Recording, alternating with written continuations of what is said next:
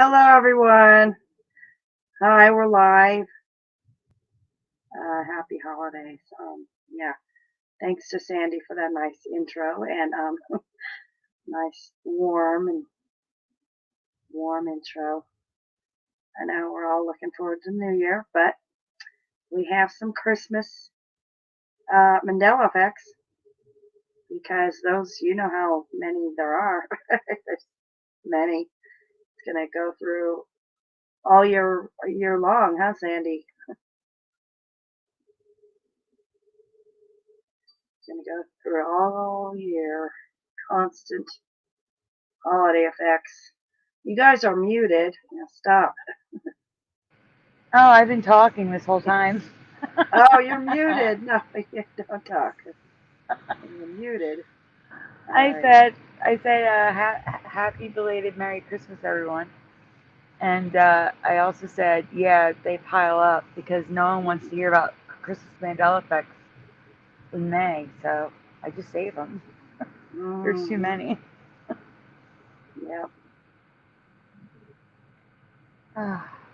Too many to go through. Although I will say 2 of them tonight are like Christmas adjacent. We'll say Christmas adjacent. You know, you'll see. Yeah, I can't believe how fast time is flying by. Boy, I can't either. crazy. So we already have Noise Guru, John Nada, and Boris in the chat.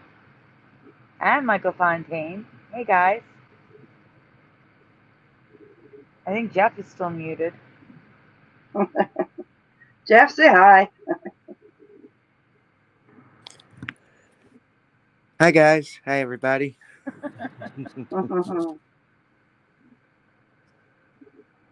Thank you, Boris. All right, should I? We'll go to Flickr. We're going to show some effects. So I guess we'll just jump right in there. And for those of you that have already seen some of these, just bear with us. There's new ones at the end. We have some new ones. Never just a repeat show. Yeah. All right. Can you see the whole? Oops, I'm sorry. Okay. Yes. That should be okay like that. All right. Oh, that blue message may have been important. All right. Oh, what did it say? I don't know, but it's okay. I can always rewind and pause. Yeah. All right. I'll start, I guess. Let's see. So this was the preview that I made a couple weeks ago. So just answer what you originally answered. I don't know if Boris saw this. Michael Fontaine may not have either. A popular Christmas tradition in the USA is to wear an ugly Christmas sweater to parties, work, and on Christmas Day. In other places across the world, these sweaters are known as Christmas jumpers. I have a couple questions to ask you about these holiday-themed sweaters this year.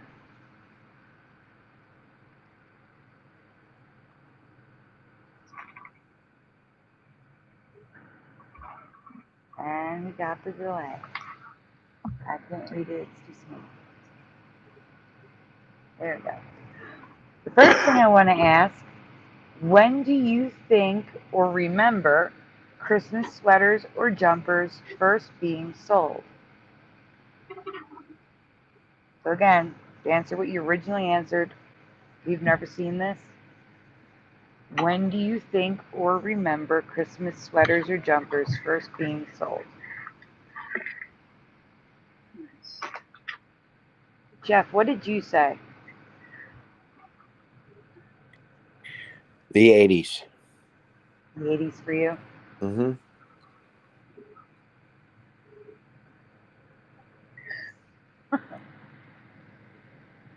Well, I'm not calling Mandela on this. However, I honestly had never heard of an ugly Christmas sweater until the 1990s. But I do remember tacky Christmas sweaters being a thing in the 1980s as well.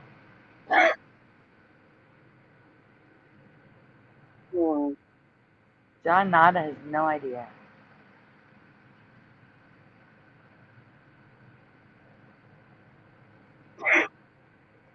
Question 2. Do you recall these sweaters being called anything else besides an ugly Christmas sweater or Christmas jumper? Do you know it by any other name? Yes or no? And if yes, what do you know it as?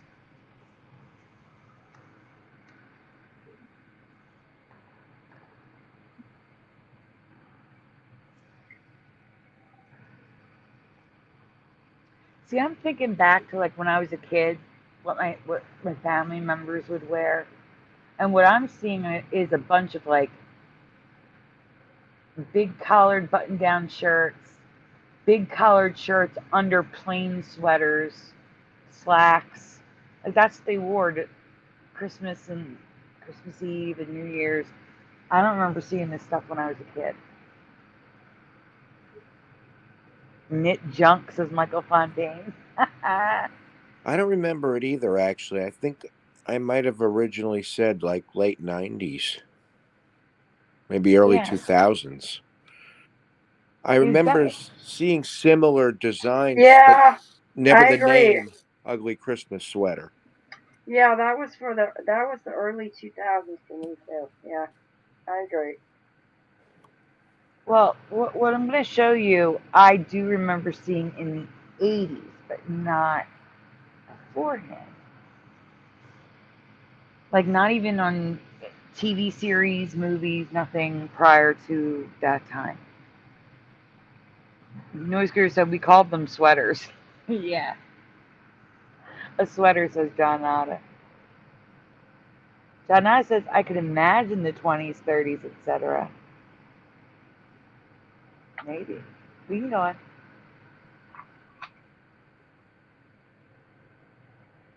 See, I don't recall this. In the movie White Christmas, I don't recall this. In A Miracle on 34th Street, I don't recall this. I don't recall this. It's not there. There's no memory. I could just be thinking of ugly Christmas sweater parties, but I had no idea these sweaters had been around since the 1950s.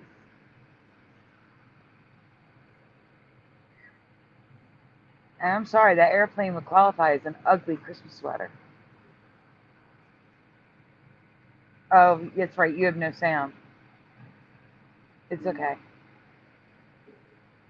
Oh no, there's something that's important. Oh well, you'll have to trust me on it later. I can say. Do you want me to just say it? Oh, you can hear it? Yeah. What do you want me to say? What's important? Wait, hold on. In the 1950s, the rise in technology abilities during the holidays. It said ugly sweaters are a bit more recent.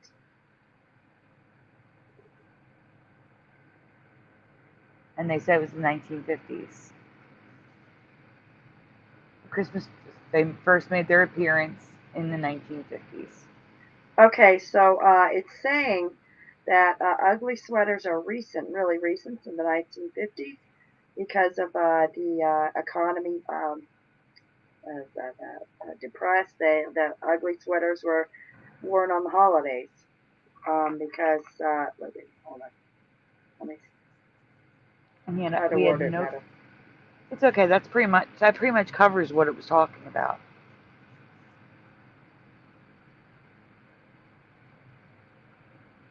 Yeah, ugly sweaters meant to be worn in the holidays became into fashion with the rise of technology and mass production. Okay, that's pretty much it.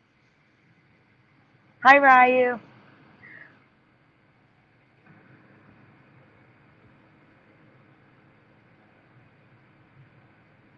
You can go on. I already read this part.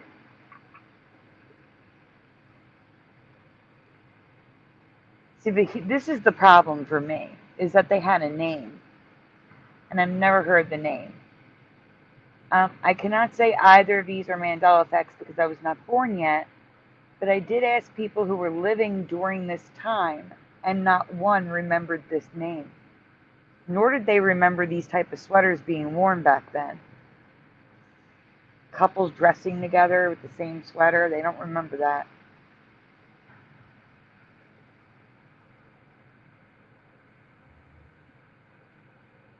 Hang on.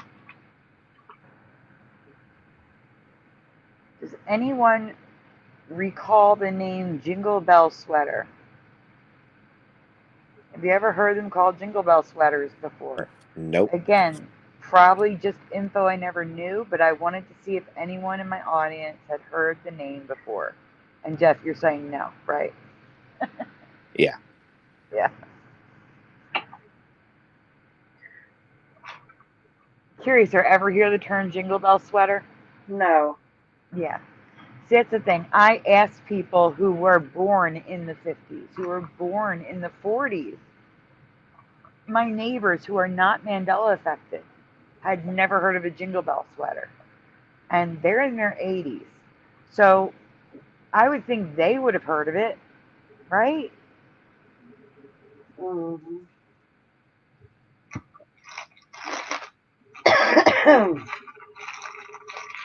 Neither was I, Ryu. And that's why I asked my neighbors who were.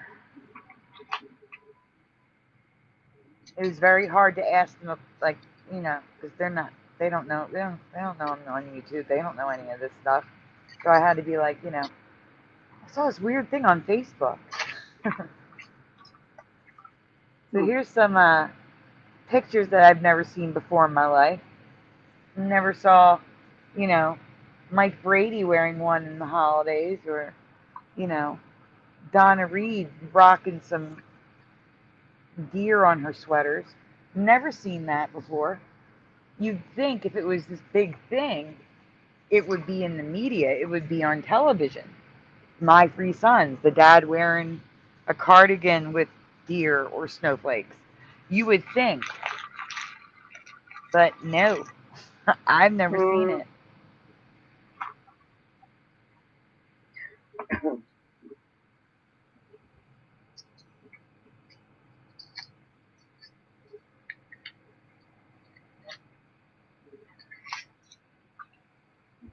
And it was they're describing Jingle Bell sweaters as a hot commodity.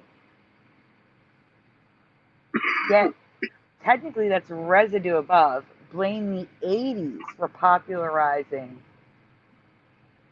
the ugly Christmas sweater, yet they were around from the 50s, so why would it be the 80s fault?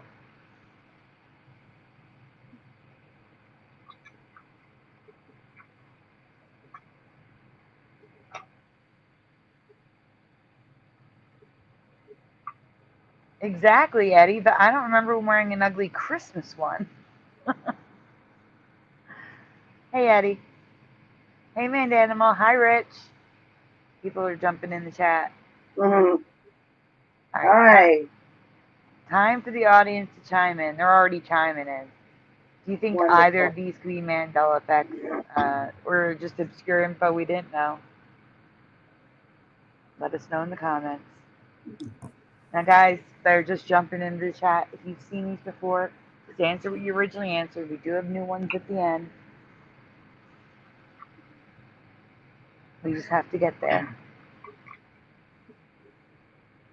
Oh, just for fun, which would you wear? This was like before the Christmas shows. So the next slide is different sweaters. And everybody in the chat can tell us which one they would wear once we get to the next slide.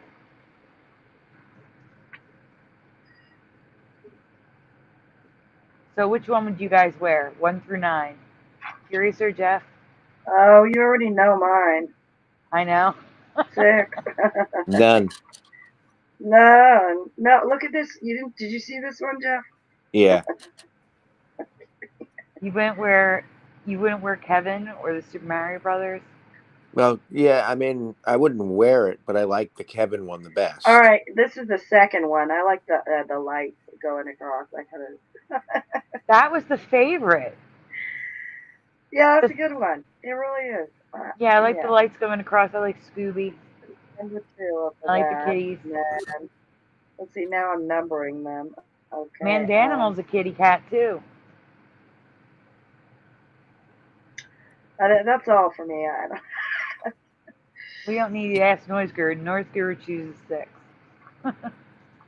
Oh, sweet. Noise Guru matches the kitties on number 6 with the little Santa hat. Awesome. Okay, well, let's get on to the next stuff. Eddie says, I don't remember people wearing these. More like they got one as a Christmas gift, but would never wear them the next Christmas. Yeah. That's true. I could see that.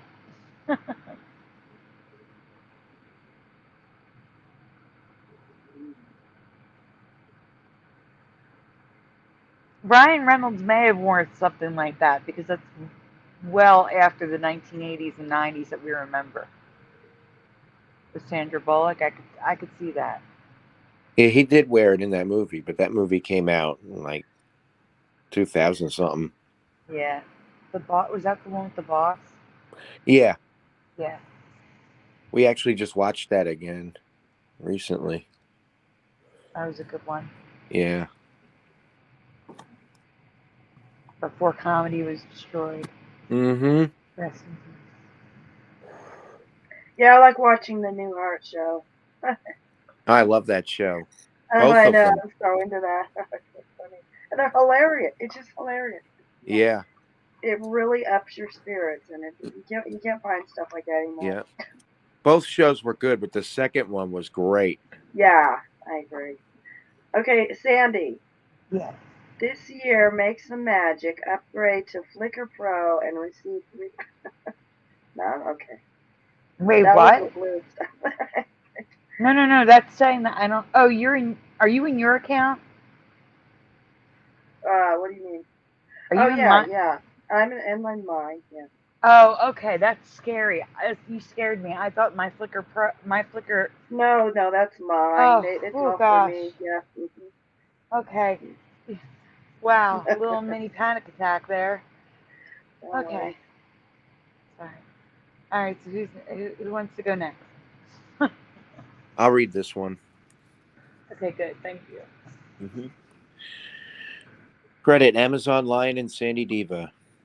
Amazon Lion's Creepy Christmas Critters overlaps with my public service announcement, and I also have another creepy critter to share. So tonight we are teaming up.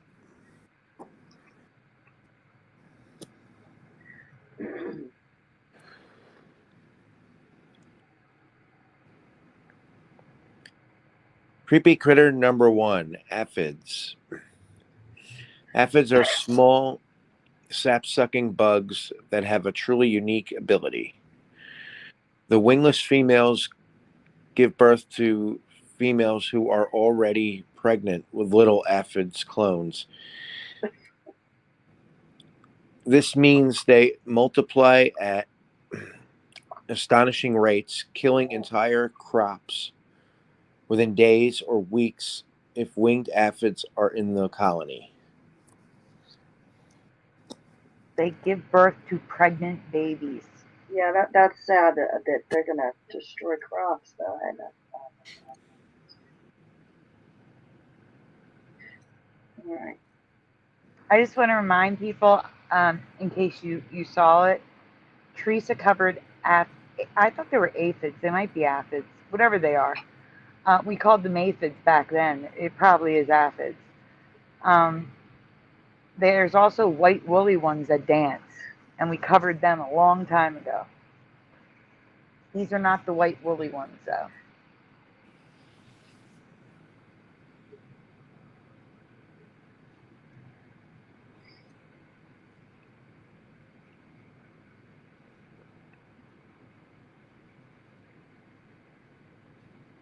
Go on. We don't need to see more. Oh, God, bugs.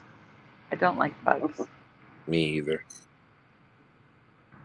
Only like fireflies and ladybugs. Butterflies. I don't even like them. Butterflies? None of them. All right. No bugs.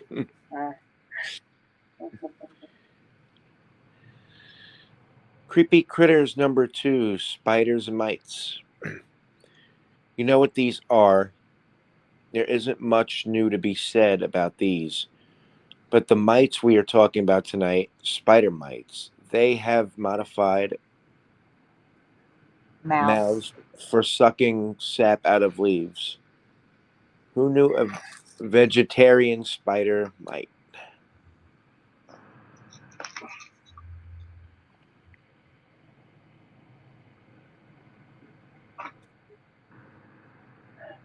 So these are those little red things you see crawling on concrete and bricks. Apparently, they also crawl on trees and suck Oh, yeah, sap. those tiny little red things. Okay. Mm-hmm.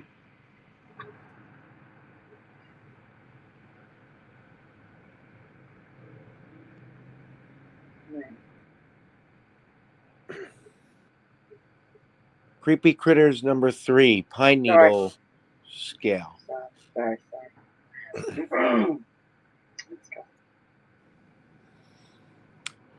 The tiniest and deadliest of critters to pine trees, these sapsuckers can kill entire branches and even the whole tree.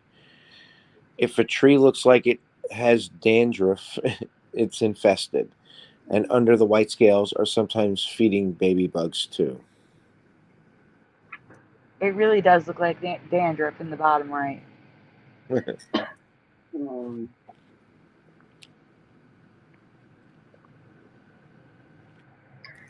I just think it's sad. I think you gotta get rid of all those because they're gonna kill the vegetation.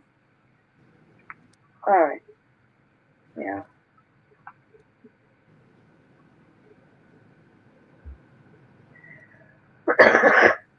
Excuse me.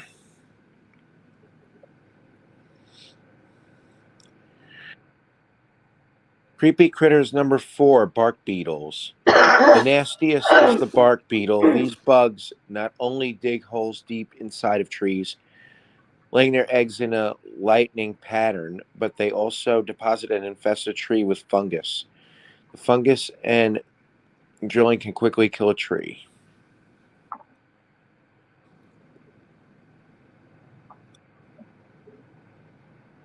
These are some gross pictures, guys. I'm sorry.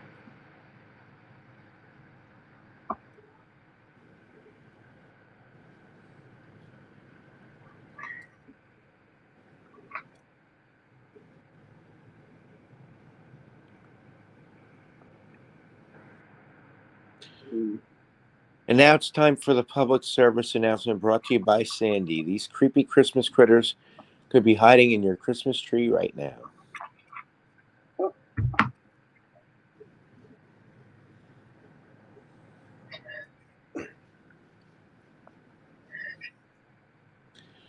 Many Christmas tree farms will shake the trees before you bring them home in hopes of removing these creepy critters. In the winter, they lie dormant, waiting for spring. You know, I just realized something. Why do they push people to get Christmas trees when it involves cutting trees down? Why wouldn't we go for the plastic ones that would last years and years and years? Yeah, plastic ones are much better. Yeah. Also, the real trees they are more flammable. They'll catch fire easier. Yeah, that's true too. Dangerous. And you can always get those sticks to hang on the tree like ornaments that smell like pine to make the Yeah, tree smell like it's a pine tree. Mm. yeah. There's some really good plastic trees. You can get some real big ones too. I didn't Oh, we read did. that last Oh, one. I'm sorry. I'm going back.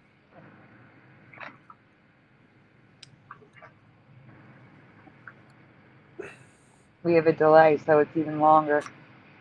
There we go. Sorry. But the warmth of your homes can fool these critters into thinking spring has arrived, and before you know it, you wake up the next day with creepy Christmas critters all over your cherished ornaments. I didn't put out. I have two little plastic trees I didn't put out, and I'll tell you why. Because I have a kitten now, and I don't want my kitten to get all of them. Yeah, it's She true. would have ripped him apart.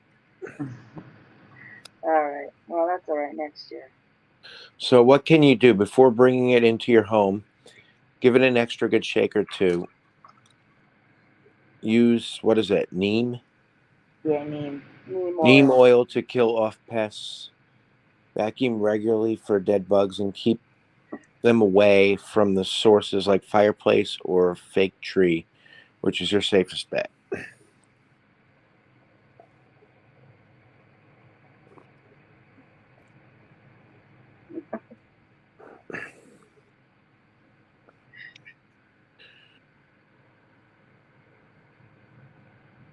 I But mean, I here's get the it. good news: they will not infest your home. These bugs will kill your tree, but they are harmless to people and pets. Once there's no food, aka your tree, they actually die off.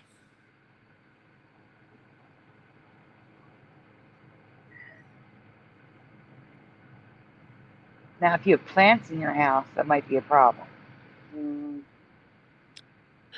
There's one more group of creepy critters that I want to share: Christmas themed creepy critters.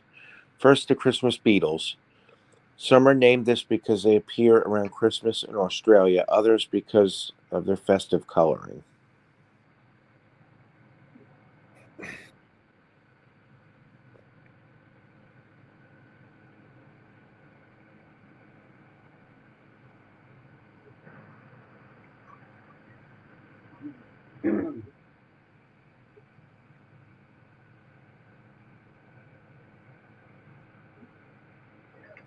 Oh, there we go. The beetles are pretty, but things get strange when we move to other bugs and such, like this candy cane moth.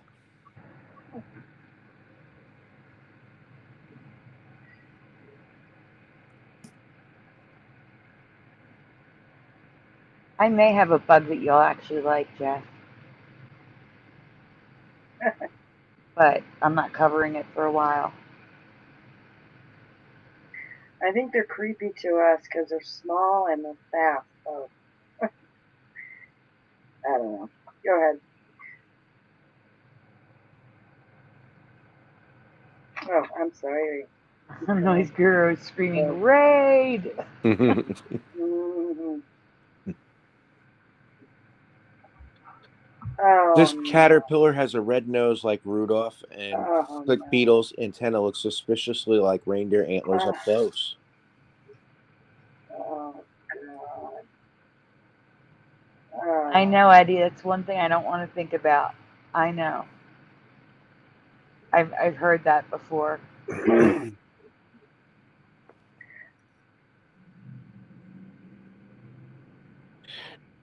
But the craziest of the bunch is the snowflake caterpillar. I think it looks more like tinsel or garland than snowflakes. What do you think? In some pictures. God. Garland.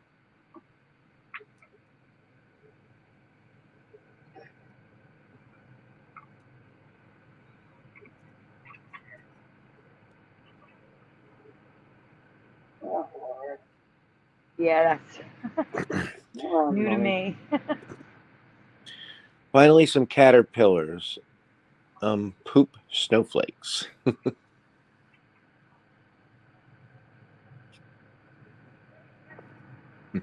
That's just a new Right. behavior I never knew about. Mm-hmm. And they're green. Amazon Lion and I hope you enjoyed the 2023 Christmas edition of Creepy Critters. Which creepy Christmas critter was your favorite? Let us know in the comments below.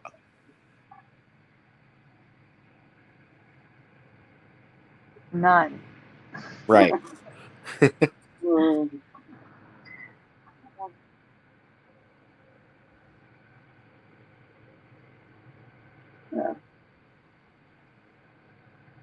Oh.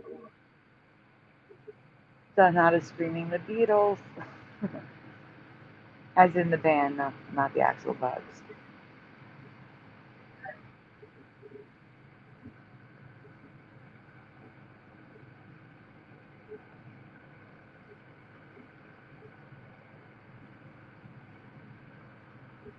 Seriously, you're up, so All right. wisely.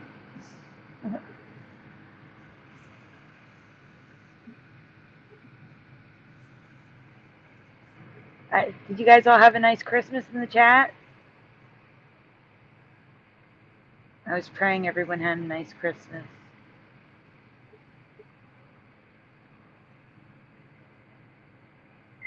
Yeah, I actually had a pretty decent Christmas.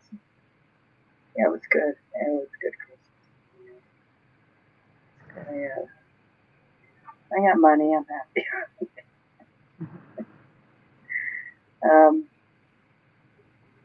Anyway, let's see. Here we go.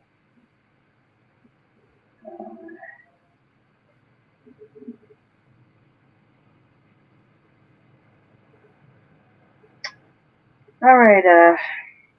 This may not be a Mandela effect, but it may be a Christmas special that was never made in my reality. I am really curious to know if anyone remembers this.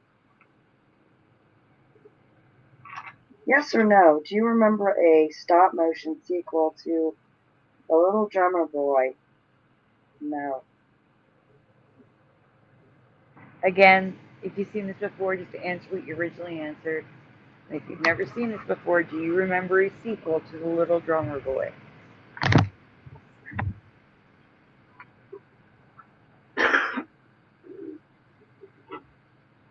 I remember The Little Drummer Boy.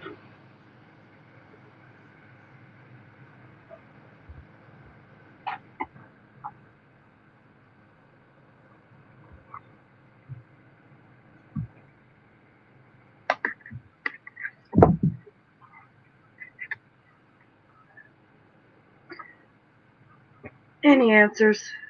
Ragamin says, it was okay. I can't read because of the stupid heart in the way in the chat.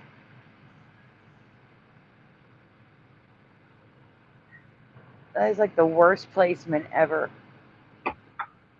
They could have just put it next to the emoji button.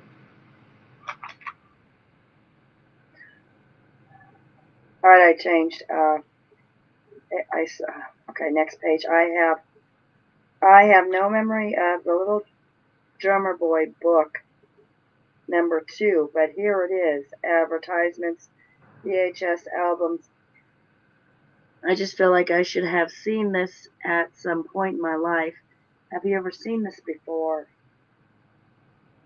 No. I have not. Rich, you've seen book No. 2? No Drummer Boy 2. Rich says, yes, I remember it, the stop motion puppets. I do too for the first one, but not The Little Drummer Boy book 2. John Nada doesn't even remember the original. A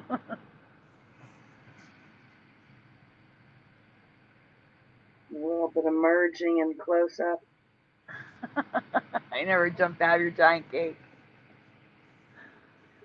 Alright, here we go. Oh, your Christmas was okay. Okay is better than bad, so I'll take it. We'll hope that next year's better.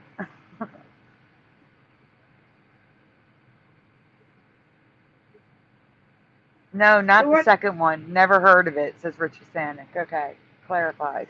So what does everyone think? A new special in our reality or a special I managed to miss for nearly 50 years? Let me know in the comments below. Now, I don't know if they're still playing it, but I'm sure it's on YouTube.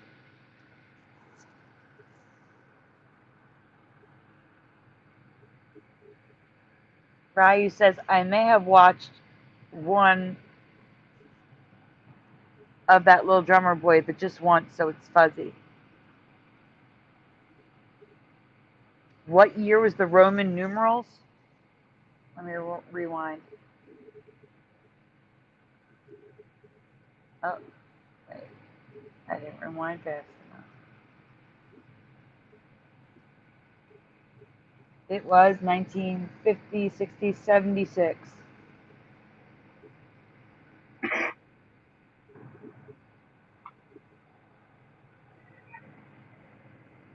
The year I was born.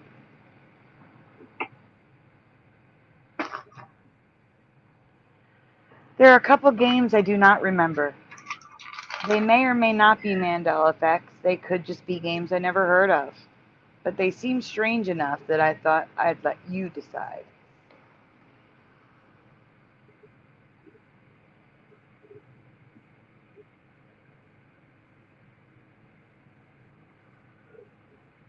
Number 1, Michigan Rummy.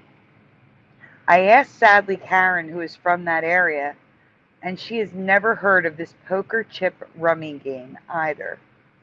Has anyone ever heard of this chip only take on rummy? Maybe you brought your own deck of cards. I don't know, but What? there's no cards. Those are stickers on the board. I don't understand how you play rummy with just chips.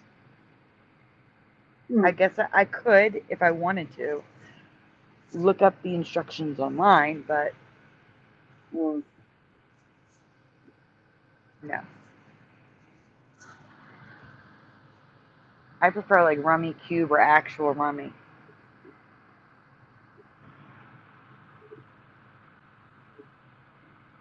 And sadly, Karen is in the chat. Hello.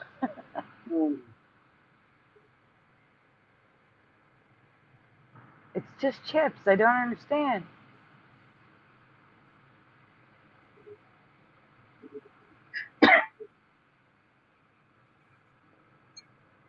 I like that the center's called the kitty.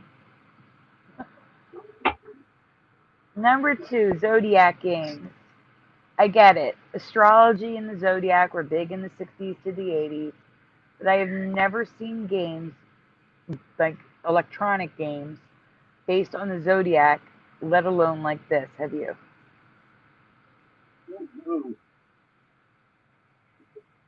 Oh.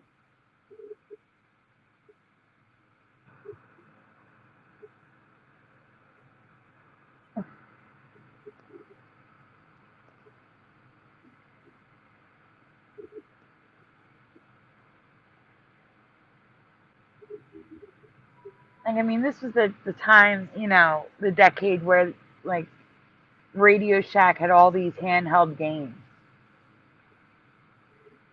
But, like, that's like a Simon, except it's Zodiac. It's weird.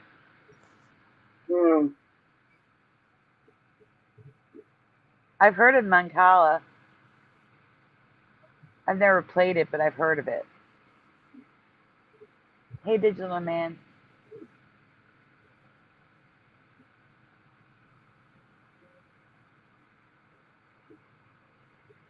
That scared me. I thought maybe you never heard of Uno. I'm like, no way. But the biggest one for me is a game by the makers of Uno that was released around the same time in 1980. This one's just wrong. Wrong.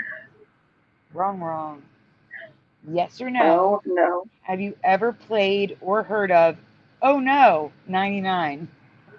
Oh my God. It's all merged.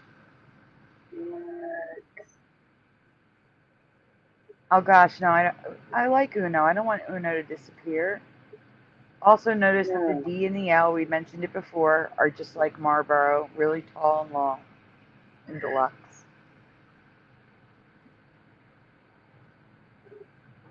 Let's all take a look at that totally merged logo.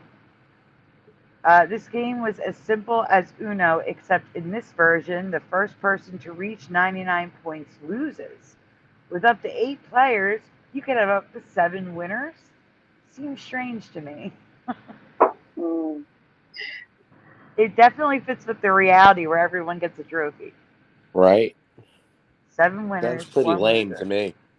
Yeah, Mm. not great.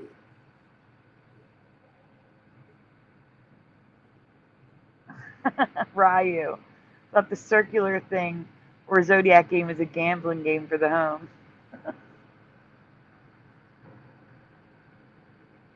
And Noise Guru says, imagine if Uno disappeared and sadly Karen responds, oh no.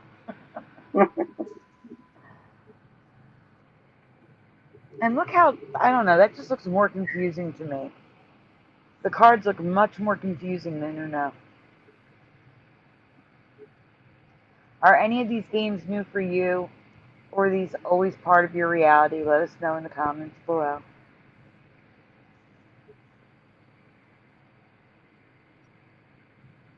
It was more of a kid's game to teach them math?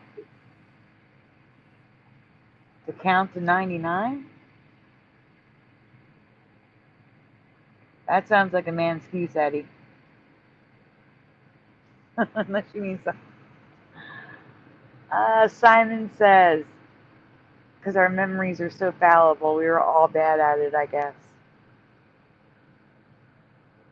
I remember playing memory with the flipping the cards with the little red-white pattern on the back. I killed that game when I was a kid.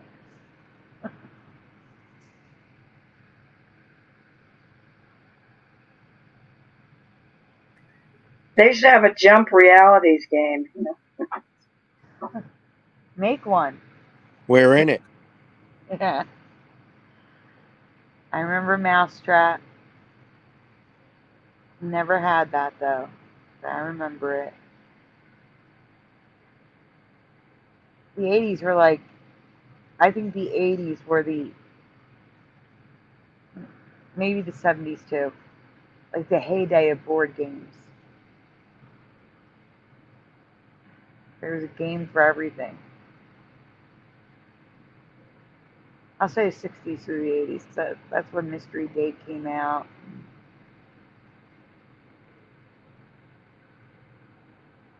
I know Monopoly's been around forever, but Yeah, they kind of died down after that. after, yeah, the 90s is when the decline started. Yeah.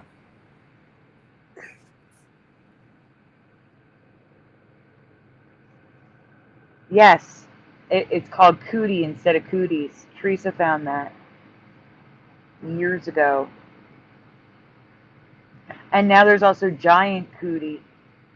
Like a giant cootie. There's like all these different versions of cootie that have been around for decades that we'd never heard of.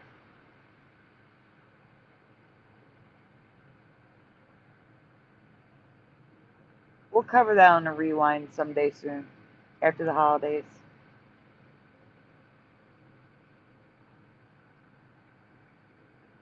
Eddie, why are you apologizing? You don't have to apologize. I'm kidding. I'm sorry.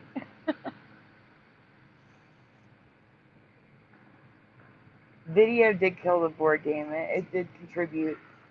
But I think what also contributed was people, like, all these companies, like Milton Bradley going under. Everything was like, they weren't making anything new. It'd be like, oh, here's Uno Junior, Pictionary Junior, all this stuff Junior, and nothing new was coming out. This is in the right order. I fixed it. So Jeff, go for it. Yes, sorry was a game. Okay, that's what you're talking about. Okay, good. I felt bad for a minute. Sorry was a game I have played. The holiday season is the season of charging up debt. Credit card usage skyrockets during the holidays, with people wanting to buy their loved ones gifts they cannot afford. So it's only fitting that we have a possible ME concerning a credit card.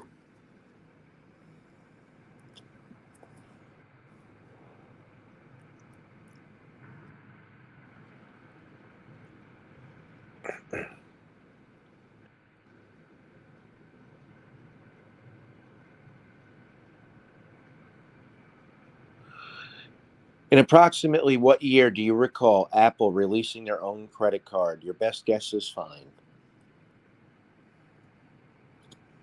So again, if you saw this before, answer what you originally answered. And if one of you can keep an eye on the chat, I normally post the show on my community page. I forgot to do that. I'm going to go do that now. Uh-oh. Guys, Yeah. can someone please go to my channel? Oh, okay. Oh my gosh. I just had another little panic attack. It said, there's nothing to see here. What? I freaked for a second. It's back though. There must have been a little bug inside YouTube.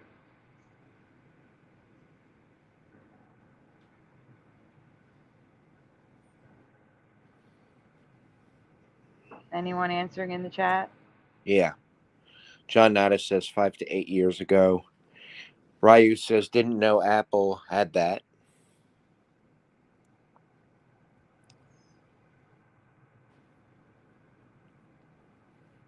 That's it so far.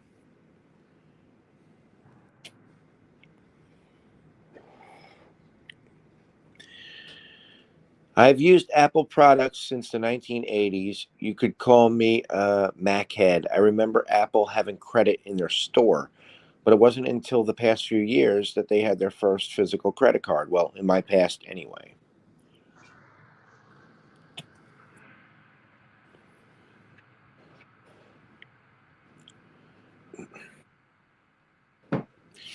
Does anyone remember the 1980s Apple computer credit card? I have no memory of physical credit cards by Apple back then. And I loved the rainbow logo. I would have wanted this card, and I could have qualified for this in the 90s. You know what Yeah, I'm saying? Like, I don't remember that ever existing. I don't either.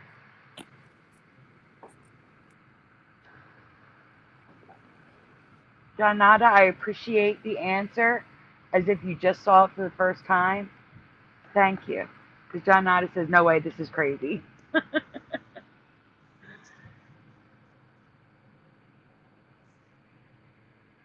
Hey, Preliminal.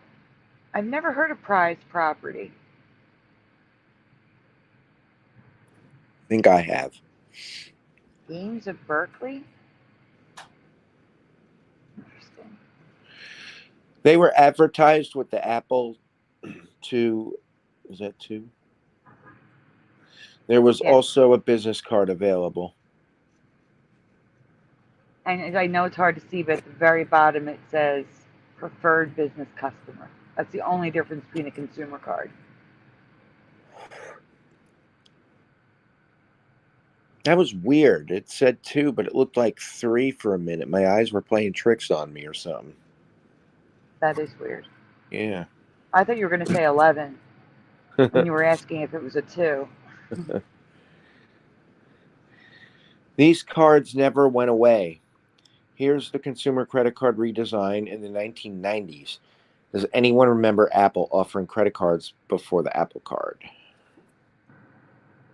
See, I totally would have been able to get this because I was a college student. They would have been throwing that stuff at me. I got an iMac, not an iMac, a Power Mac G3 Tower for college.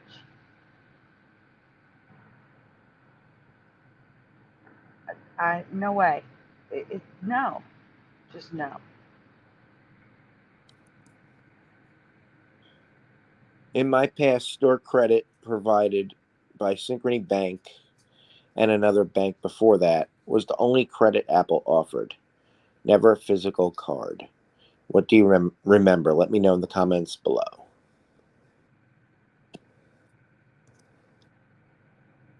This is 100% a Mandela Effect for me. Yep.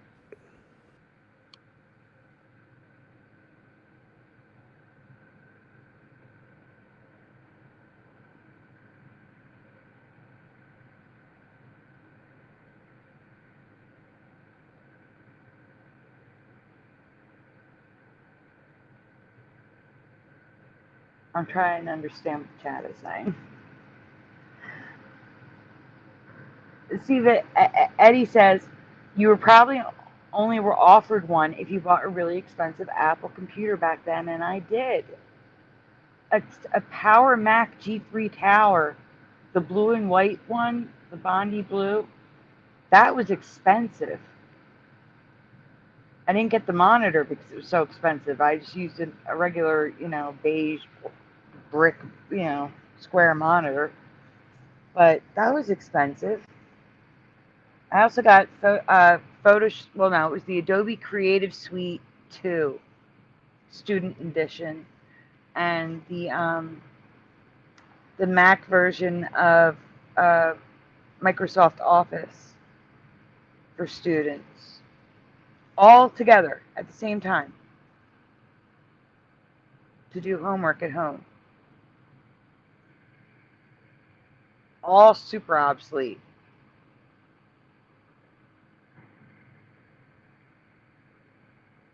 Toys R Us doesn't exist in the United States anymore. It's only in Canada. Might be in other countries, but I know it's in Canada. It has completely left the United States. They were going to reopen, but the merger, the company was going to buy it and reopen in the United States. It fell through. They did, but I think it's only like temporary stores.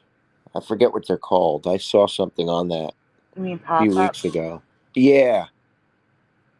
Like they're just popping up for the holidays and that's it? Yep. Yeah, they were showing it on the news. I saw it on some show. Somebody showed it on YouTube.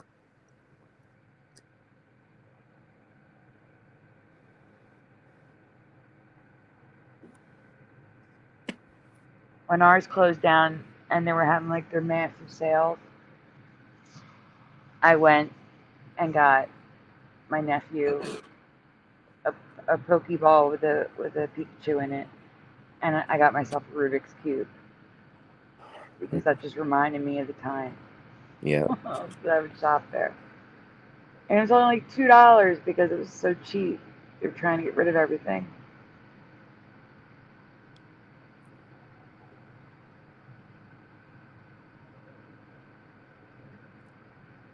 What's next, Curiouser?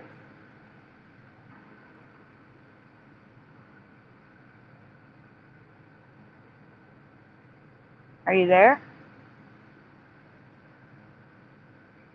Oh my God, I'm muted. I'm sorry. It's okay. Jesus. Oh, I'm sorry. I didn't even know. I've been talking the whole time.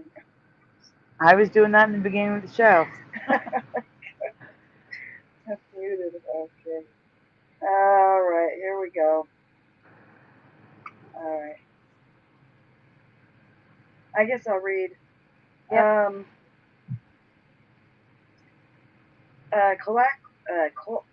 Colloquial expressions are phrases used for emphasis. I want to ask you about two of these expressions which may be Mandela'd.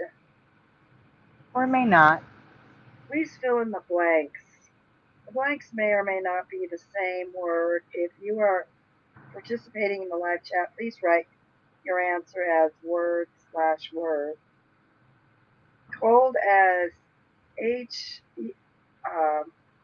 dash dash L and hard as H dash dash L.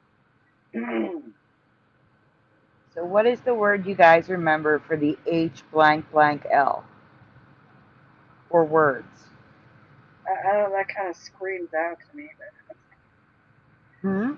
But, I said it kind of screams out to me as a word, but Yeah, that's the thing. It kind of does. Dreamweaver, yes. I use Dreamweaver, Quark, all gone.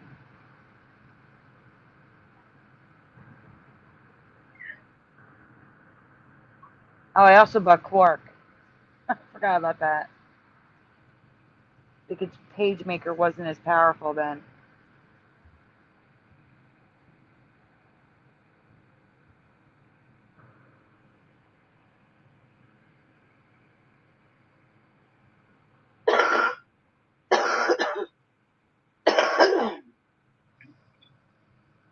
Eddie, I'm sure we're going to get to that one. Must be Italian for me, but for others, it's French. Eddie says hail. Janata says hell.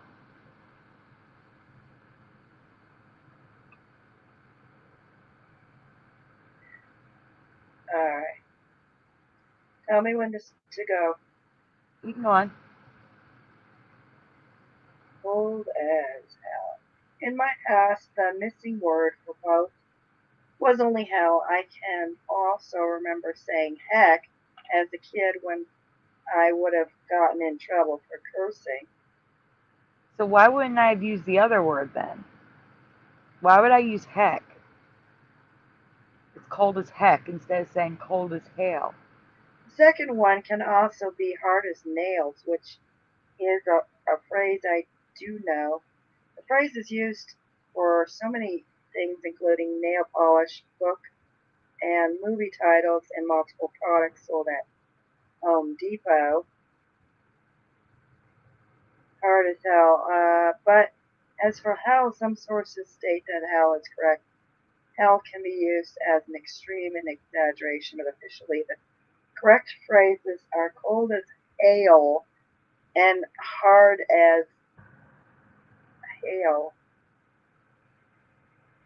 I have Yeah, never heard these phrases with nail before, have you?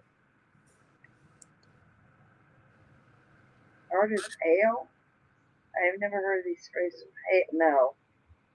No, no, not I've with never. hail. That's what I'm saying. Why would I say It's heck as a hard kid when as hail.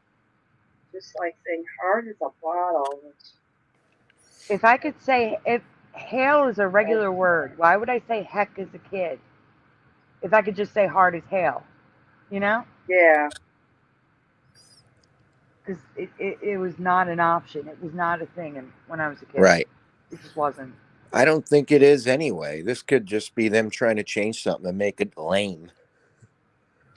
Yeah, it sure Maybe. seems like they're just putting that out there.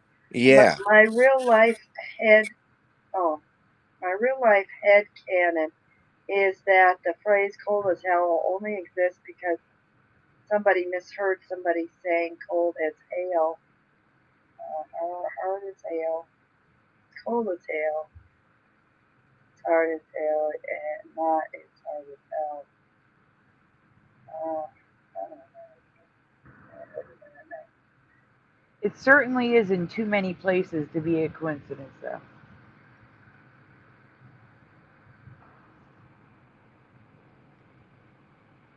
Hard as hell.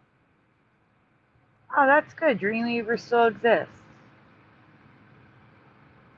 Noise Guru forgot he has pie. How could you forget you have pie? Digital Man says hell. Head cannon. I was wondering that too. I mean, I think they're trying to find alternative words for saying their mind was blown. You know, so that they weren't censored by whatever platform it was on. But I've never heard that term either, to be completely honest.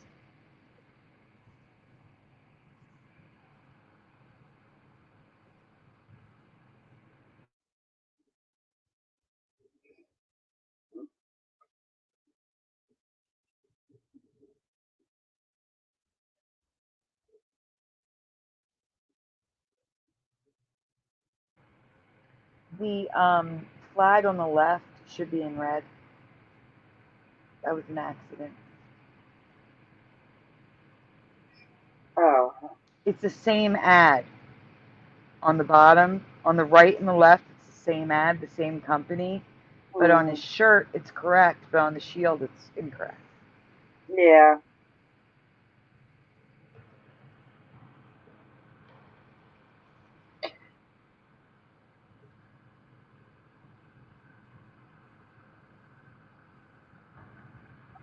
I don't know if this is a Mandela Effect or a language that morphed over time.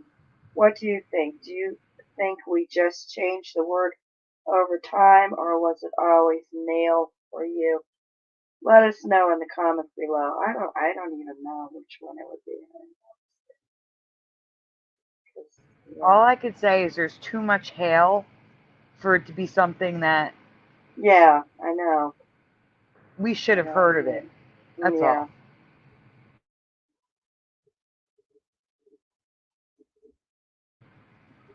Welcome back, Noise Guru. I hope the pie was good. Yes, like that, John Nada. Yes. Digital Man says hell changed to hail like Hail Mary.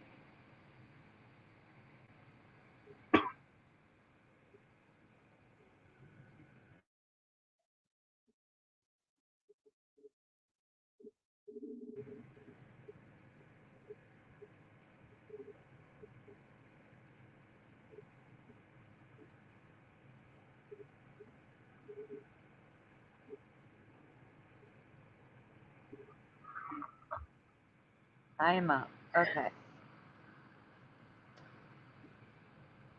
This is a quick one about Home Alone. Is it a Mandela Effect or something I just missed? I am curious if this is new for you as well, because it's 100% new for me. I believe it's a Mandela Effect, but I want to know what you guys think.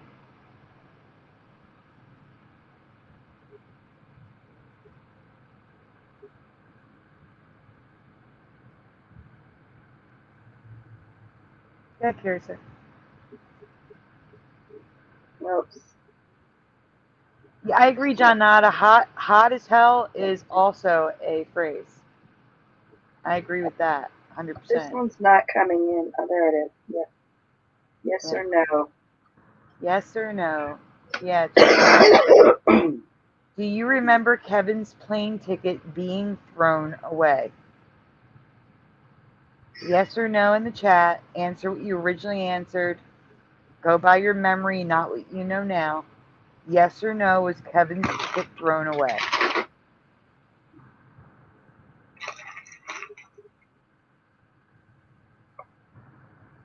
John Nada, how could you have never seen Home Alone? You need to go see it. Go watch it. I'm sure it's free somewhere on YouTube. It's worth watching. I promise. It's a Christmas classic.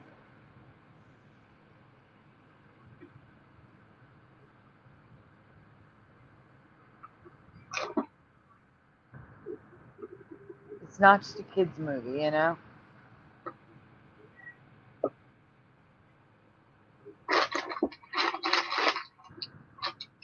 We all know he was accidentally left behind that morning, but I have no memory of his ticket being thrown in the trash.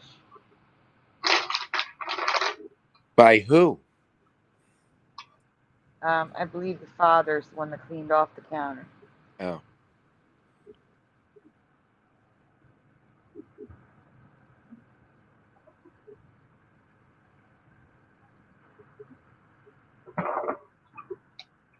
No. No. Uh-oh. There we go. While it may seem like a minor detail, it changes the story. It could mean he was intentionally left behind to teach him a lesson because he was acting like a brat, an ungrateful brat.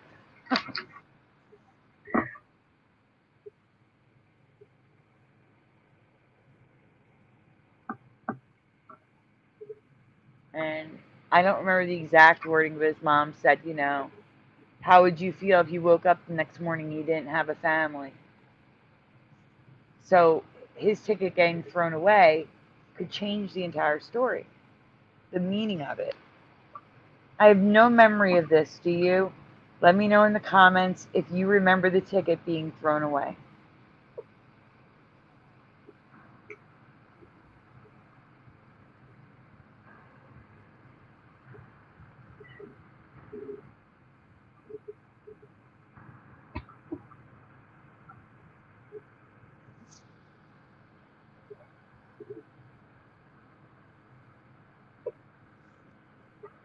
Ryu just went down a whole other pathway with the hot as hell.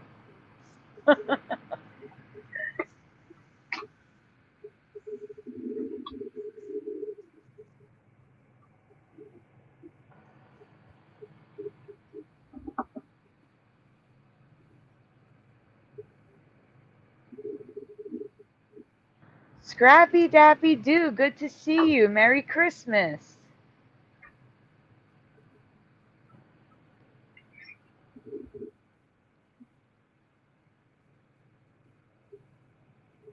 Hopefully you can make it over to our mine and Jeff's show on Saturday nights too. We haven't seen you in so long. I hope you've been well.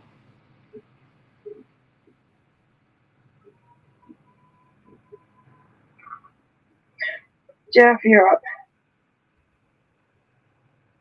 Oh, this is a warning.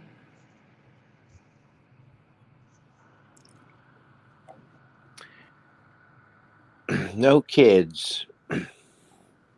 A while back, I covered animals experimenting with substances. I'm giving a huge warning now. Children should not watch this presentation. It will dash away their dreams and childhood, so please get some earbuds or mute until we are done.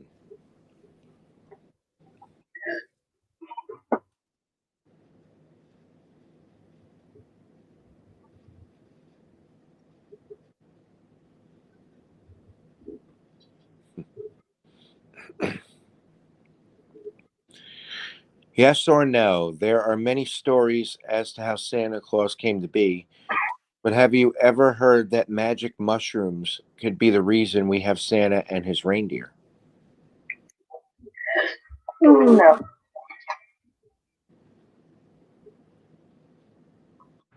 Absolutely not for me prior to covering this.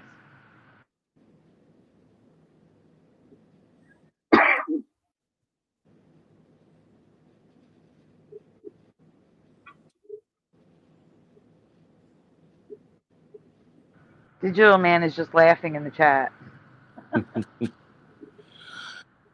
The mushroom Amanita muscaria, or the fly agaric mushroom, may be the reason Santa has flying reindeer.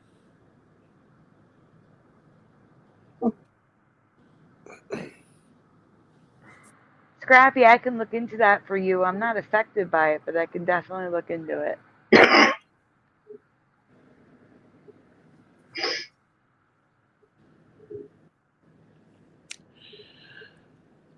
Early Siberian natives would observe reindeer eating these mushrooms, then flying in more ways than one. They would act crazy, running full speed in circles, running into things. The reindeer were high on hallucinogens. Oh, Lord. The reindeer seek those mushrooms out.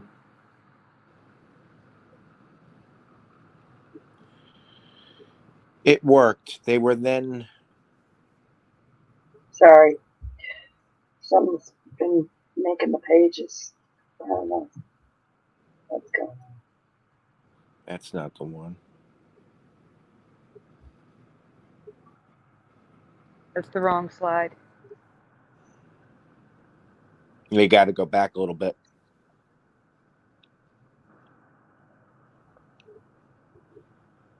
After that one, I think. No, after that one. Yeah, this is it. That's the right one. And then there's this one. Yeah. Oh, that was after the one you just read. This is after the one you just read. Naturally, the natives wanted in on the fun, but when they tried them, they sometimes died. So the smart natives got the idea that if they drink the urine of the high deer, the liver will have filtered the toxin enough to keep them alive. Now it worked. The next one. Okay. It skipped.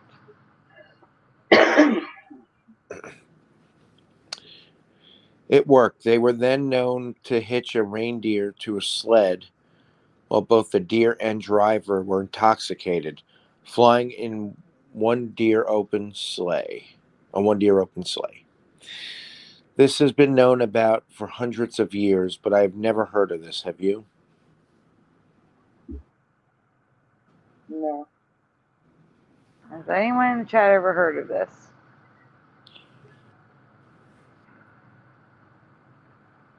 It seems like a Mandela effect to me. Yeah. Yeah, just too weird. So maybe they just thought Rudolph's nose was red. Well, we also covered, just recently we covered how, they claim that when people lie, their noses turn red. They get warmer. I remember that. Yeah. Like Rudolph. Santa's red and white suit may even come from the color of the mushrooms. I've never heard of this.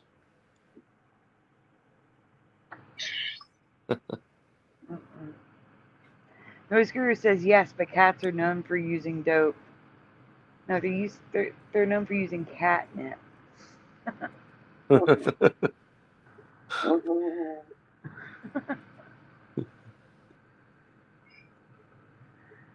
Welcome, honest hiding out, Hunter O'Biden.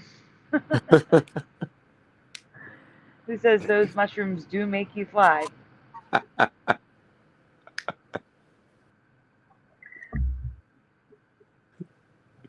Anyone would know.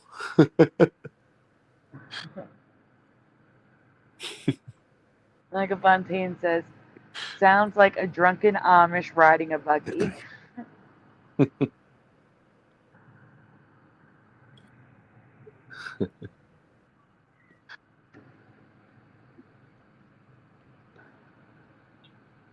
I mean, this is like common knowledge in this reality, and I've never heard of this. Is this new for you as well, or has this history always been known and I just missed it? Let me know in the comments below. So I wouldn't call it common knowledge, because you ask anybody, they'll tell you they never heard of it, I bet. I call it online gaslighting, but that's just me. Yeah. Till I see it in the physical, I don't believe it. How would you see something like that in the physical when it's something that happened long ago? Maybe in a book or something. Then I would say, okay, it's an ME. But they could say anything they want online. Doesn't make it true.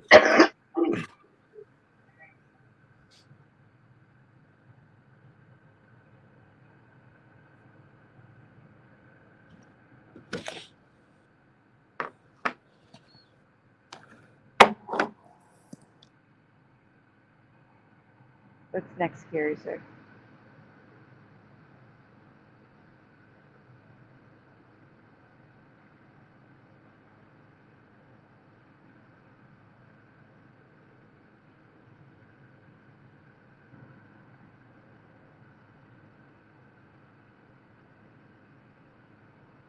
Oh, all right, Sandy, it's your turn. Okay. Yeah, you're after Jeff, and I'm after you. No, Jeff was after me, and you're after Jeff. But I'll go if you want me to. Oh, is it? I don't. I thought I was at. Okay. All right, I'll go. Garfield and Lego were popular toys on children's Christmas lists during the 1980s. And while this may not be a Mandela effect, what I'm about to show you is weird, was mysterious, and is now solved.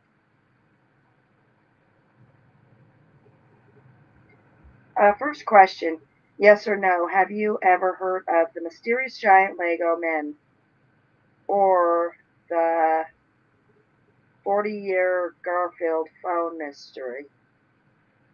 So in the chat, yes or no.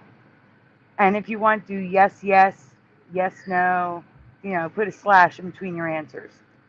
Have you ever heard of the mysterious giant Lego men or the 40-year Garfield phone mystery?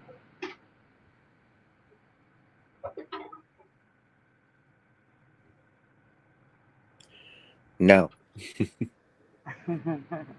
And no, I'm not saying Santa is real. I'm saying the stories in a book or whatever would have said that. before if that was a story that was told or whatever. Somebody said in the chat, I'm saying Santa's real. No. No, that is not what they're saying though. You need to read that again. You're not reading the name right. It's not Santa. Read again. No, I'm talking about the comment before that. Hunter Oh, Biden. okay. I see. Everything's messed up in my chat right now. Okay. So Digital Man says no. Noise Guru says yes to the Lego. Janata is no. Not 5 feet tall. Noise Guru. Maybe. I'm gonna say maybe, and you'll see why in a minute. Honest hiding out Hunter O. Biden is yes to the Lego. Was not years ago. I mean, yes, years ago. But also not.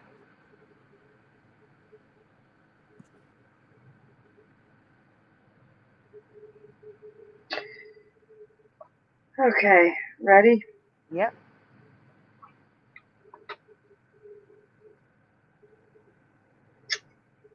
All right. I hadn't heard of either, but that doesn't mean it's a Mandela effect.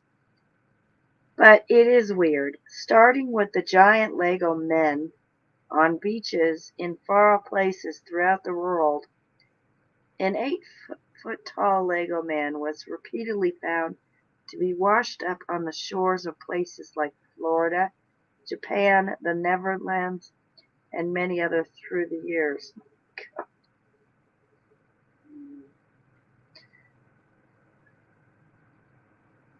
Those of you that said no, now that you've seen it, do you remember this?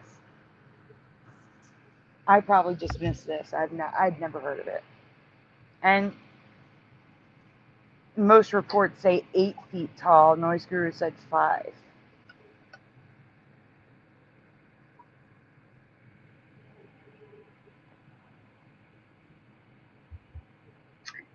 Some reports state they are 6 feet tall, while others say that they can be different sizes. Everyone has no real than you are on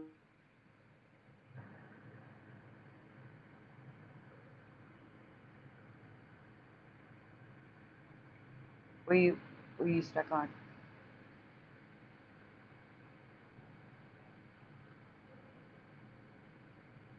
The first sighting was in 2007. I had to cross it out because originally I had 2012, but then I found it later on that it was earlier. You understand? Curious, are you muted? Because you cut out mid-sentence.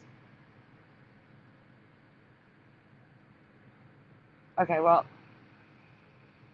he had no real "Then You Are" on the shirt, and since the first sighting in 2007, people had no idea where the giant Lego men, now nicknamed Lego Guardians, came from. We lost her. I knew something was happening.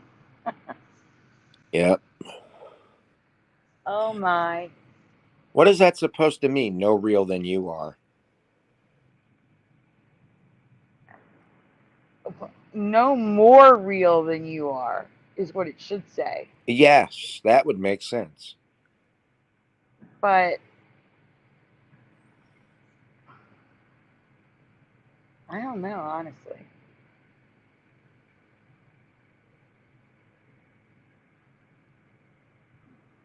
Noise Guru, you are not real, Jeff.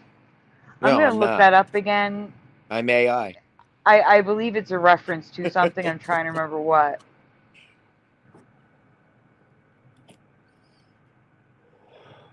What was it? You are no real than I am. No real than you are. On the wiki page. Oh.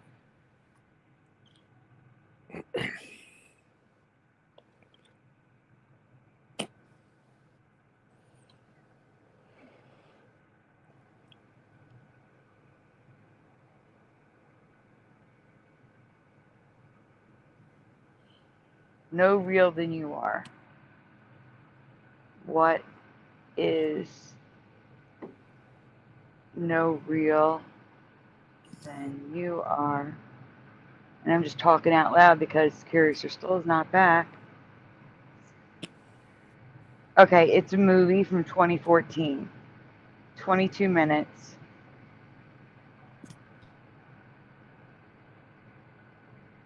That's the title of the art installation. He also has paintings to go along with it. But we didn't get that far. The next slides we're going to explain.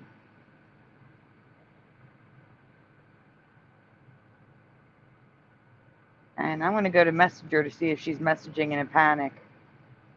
Yeah, what happened? I'm assuming her computer died. Yep, she's writing. Computer crashed. Hold on. She's coming back, guys. StreamYard's been crashing computers a lot lately.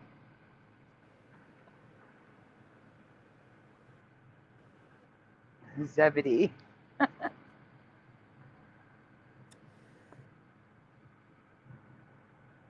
Scrappy says you have a cool ass name, Jeff. I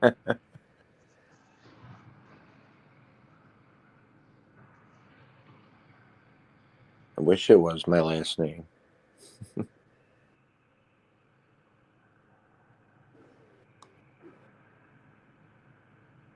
more interesting than my real one.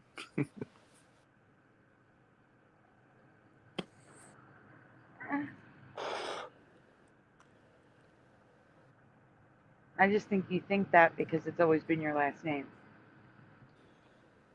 Uh-oh, got another message from her.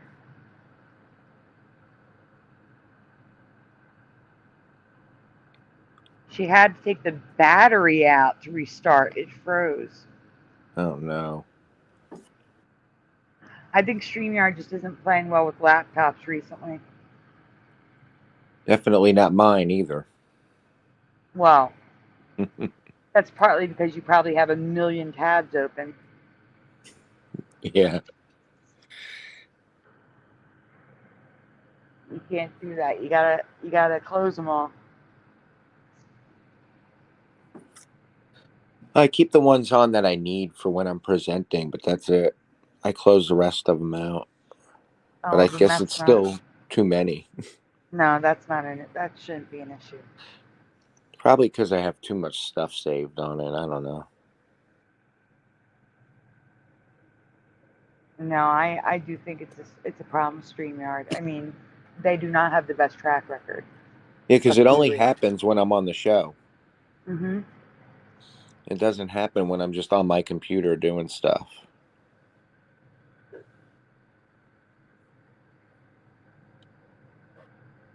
I have to agree there.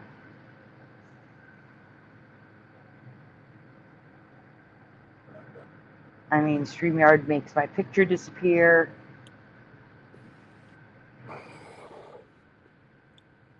But I'm not real anyway, so it doesn't matter.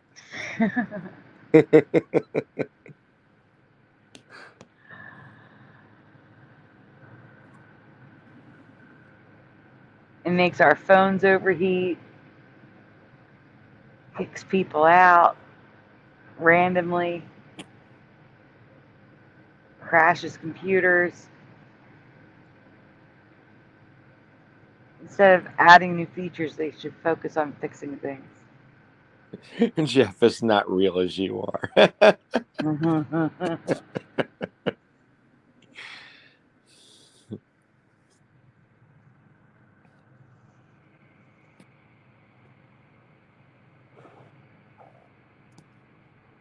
I can't switch to OBS. That requires a computer. And trust me, right now, a computer is the last thing on my mind. There's much more going on. I can't even think about a computer right now.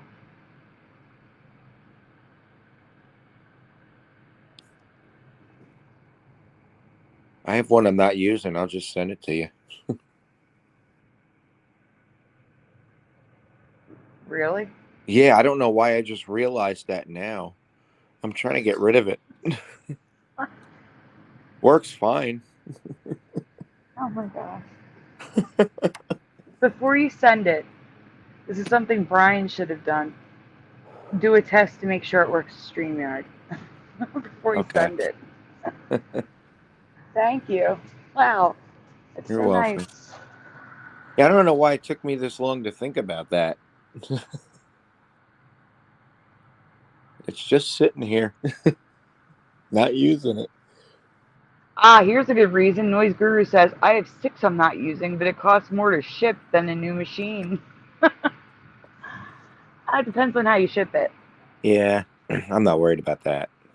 It'll There be is cheap. flat rate, flat. Unless you're oh, wait a minute, Noise Guru, are you talking about like a desktop? Because that would cost a ton to ship. If it's a desktop, yeah, this is just a laptop. Yeah. It's not any bigger or heavier than some of the stuff I sell on eBay that doesn't cost me a lot to ship.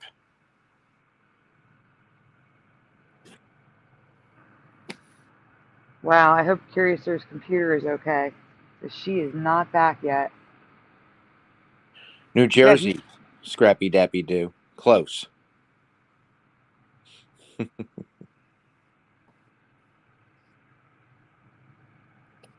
I'm going to message her, how's it going?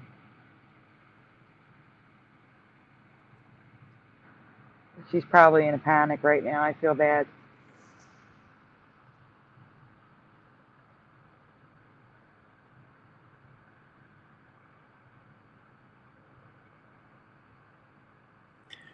Yeah, hopefully she can get back on, or we're screwed. Well, we could just end the show, but it would just remain live with no one here. Oh, no. And it's not like you can hop on the laptop because she needs to add you in. That's right. Jeff is from Central New Jersey, so he's closer to New York than I was. Yeah. And luckily, I don't live there anymore. Yes. In Texas now.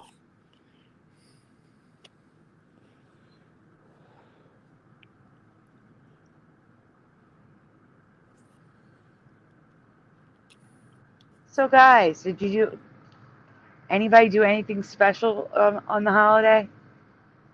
Anything outside the norm? I wish there was something we could show you on the screen, but we don't have that ability at the moment.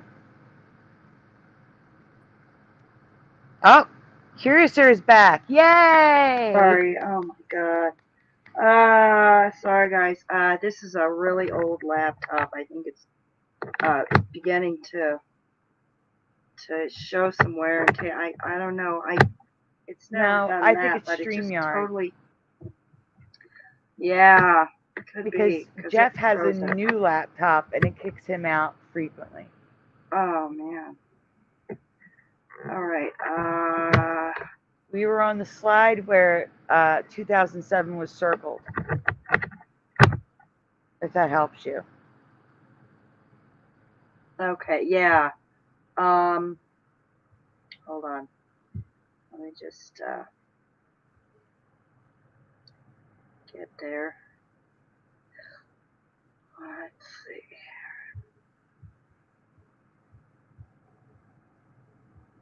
And I did read most of it for you before you cut out.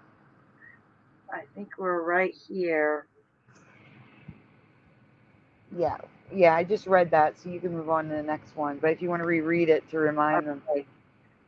Yeah, I got it. I'm just wondering what "no real than you are" means. It's you find out shortly, but it's basically an art installation.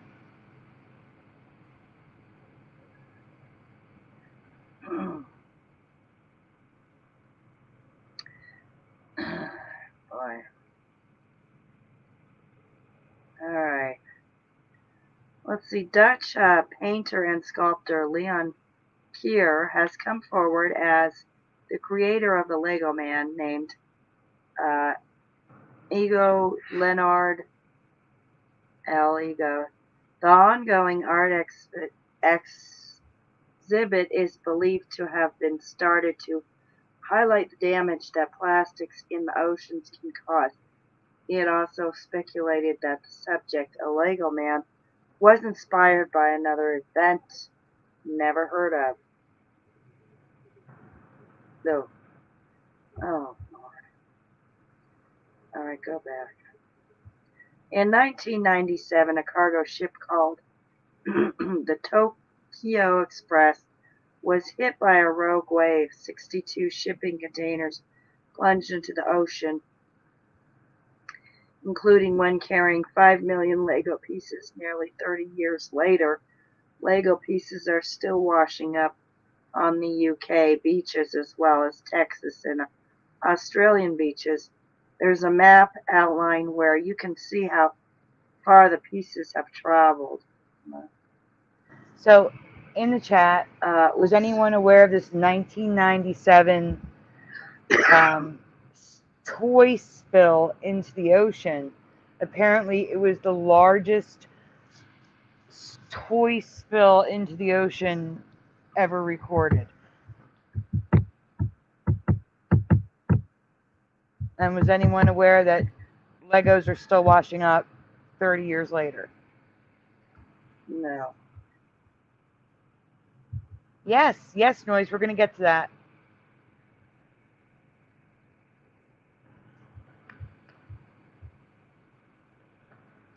On the top is that map.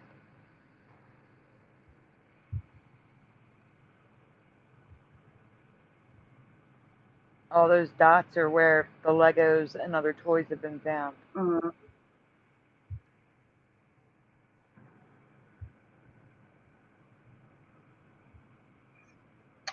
But they weren't the only toys dumped by that way. People searching for Legos have found other toys, including rubber duckies and My Little Ponies, all over the years. But nothing beats the now solved and nearly 40-year-old mystery of the Garfield phones. Whenever there was a storm or rough seas, people would find a few to a few hundred Garfield phones and pieces of Garfield phones that have been washing up on the northern beaches of Brittany, France.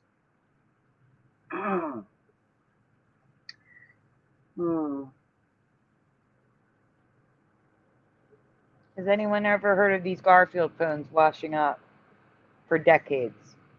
More than 30 years later, the shipping container where the Garfield phones are originating from was found. Most likely, this cargo container met the same fate as the Lego cargo container, but a decade earlier. The phones were made in 1987.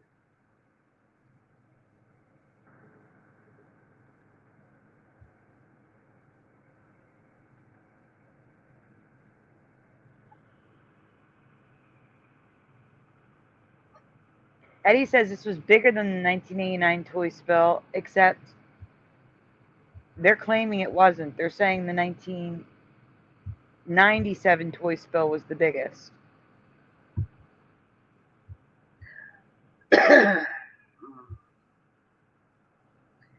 Oops. Have you ever heard of any of these toy disasters? The Lego Man Traveling Art Exhibit. These are all new to me. Are they Mandela Effects? Probably not, but let me know what you think in the comments below. Oh, jeez. There's like a bonus after that, so keep going. There you go. Okay, bonus. Garfield, matches balloon, not box. Okay. This may be nothing, but it was bothering me, so I wanted to point it out. The phone doesn't match the box, and the hot air balloon doesn't match either. Like I said, could be nothing, but in my past, consistency was important. Not so here. So when you go to the next slide, you'll see what I'm talking about with the box, the balloon, and the phone. So here we have the balloon. And I want to point out that in the background, that bear has red eyes. I can't zoom in anymore because Apple took that functionality away. They're nuts. I don't know what they were thinking.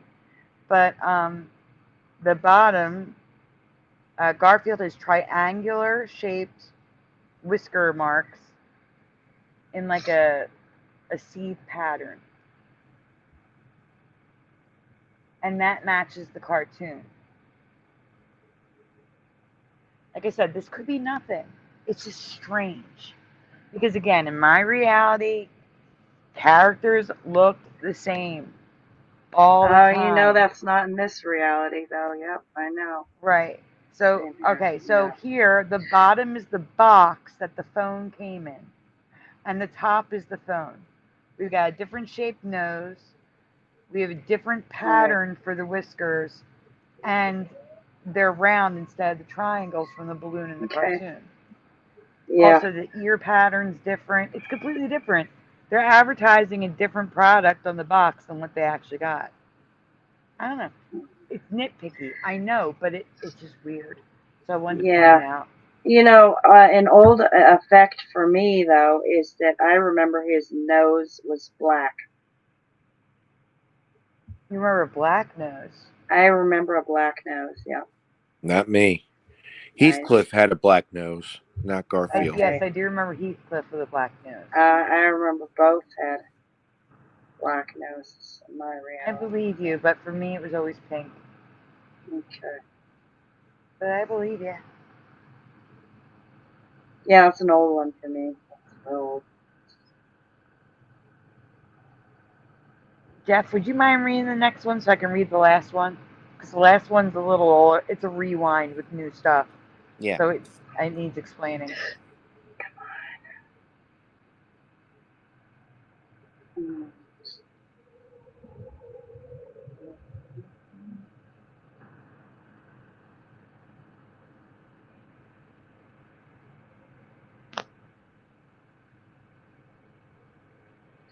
I don't know if Jeff is going to like this. He doesn't like bugs. This is close to it. No, it's not. I know. It's a sea creature. Wow.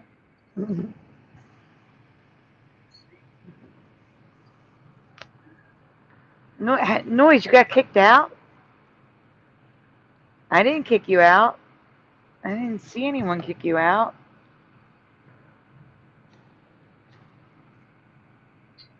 No one was kicked out. I don't know what happened with me. Okay. All set. Go ahead, Jeff. There are two hermit crabs I want to talk about tonight. One Christmassy, the other thought to be extinct. Both possible Mandela creatures.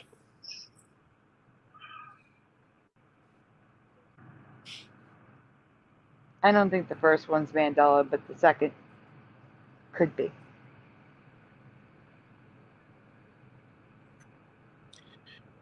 First hermit crab was first discovered in 2017.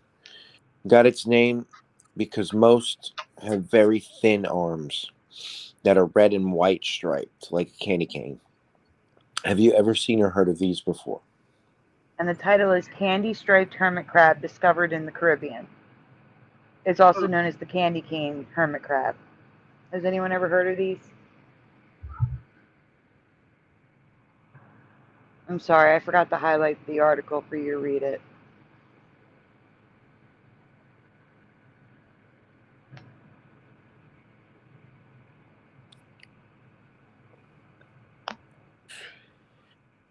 The other hermit crab I want to introduce you to was thought to be extinct by 1880, but a deep sea diver found living specimens 1,000 feet below the surface off the coast of Curaçao in 2013.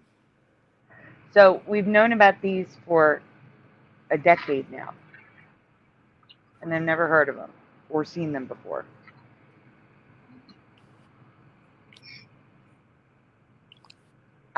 Noise Guru got kicked out because of a YouTube glitch, and John Nada says no.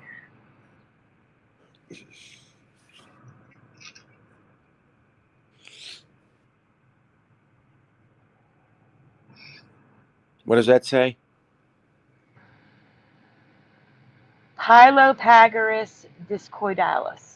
Thanks. You're welcome. Or the shield hermit crab is unique for 3 reasons. The first is its shell choice, which most hermit crabs will use anything to hide their bodies.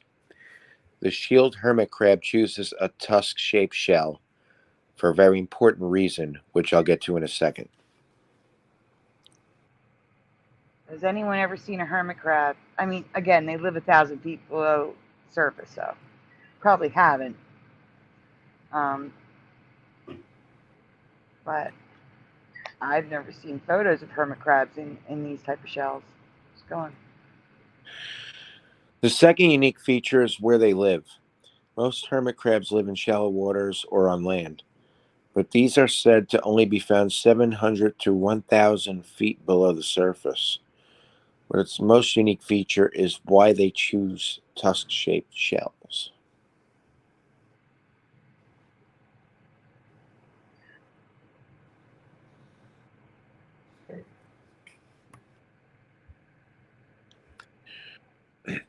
They have evolved to completely Typo.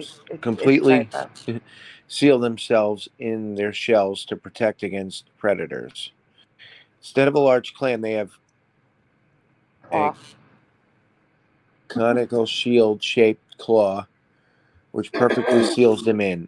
It works so well that prior to their rediscovery, all specimens were sealed up into the shell.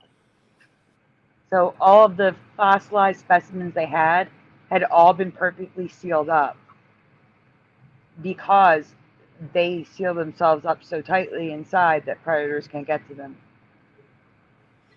with that weird shaped claw. And notice they're also candy cane striped. So I included them.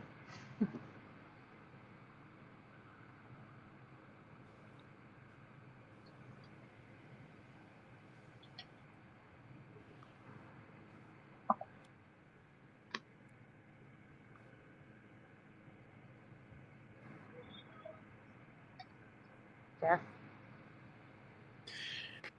Bonus, like multicolored Christmas lights, many hermit crabs are biofluorescent. They do not glow on their own luminescence. Instead, they glow with the help of a black light.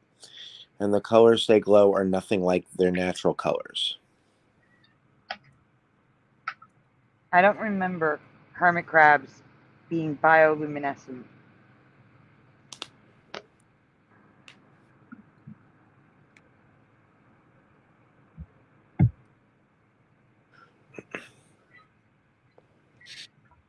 I mean biofluorescent.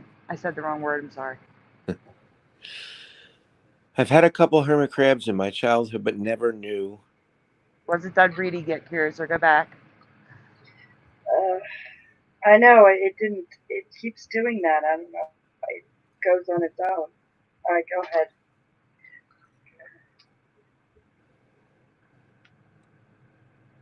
It keeps doing that.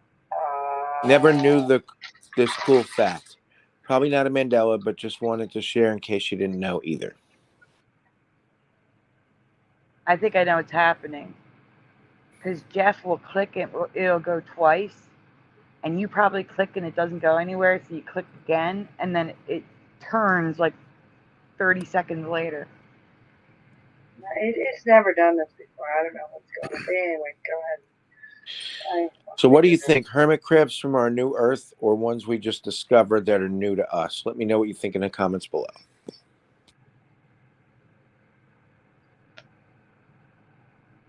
Preliminal says hermit crabs seem grouchy.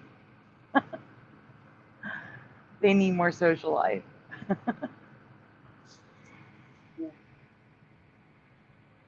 All right, guys, last one for tonight. Then we'll see you tomorrow night with more. There'll be all new stuff tomorrow night. Although I might do this one tomorrow night at the end of the show. We have a show tomorrow? I mean, Saturday night. I'm sorry. Okay. Sorry, didn't mean to confuse anyone. Saturday night, not tomorrow night. Still in the habit.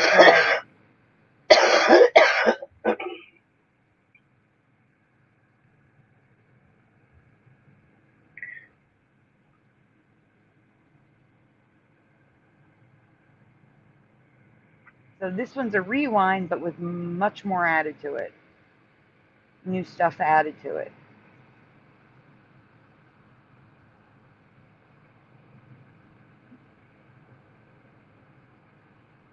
And now I just have to wait to get on the big screen.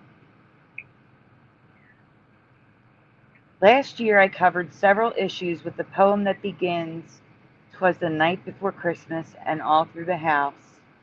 But before we get to the rewind, I have a few questions to ask.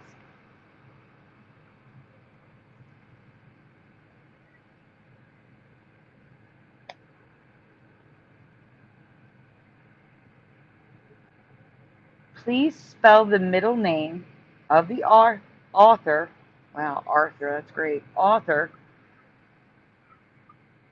Clement Clark Moore. Please spell Clark how you remember it spelled in the chat. Not how you think it's spelled, how you remember it spelled.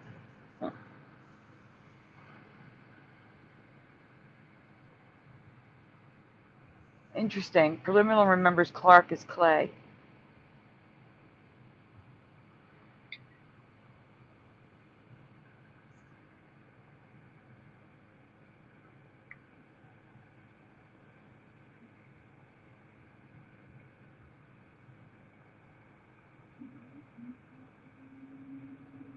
WTF is Seymour.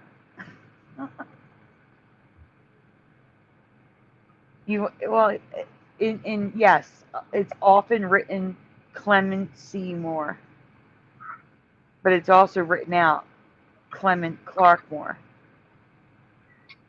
And Preliminal is guessing Clarke.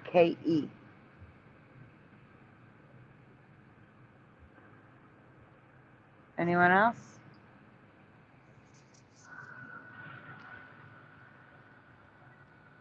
Jeff or Curiouser?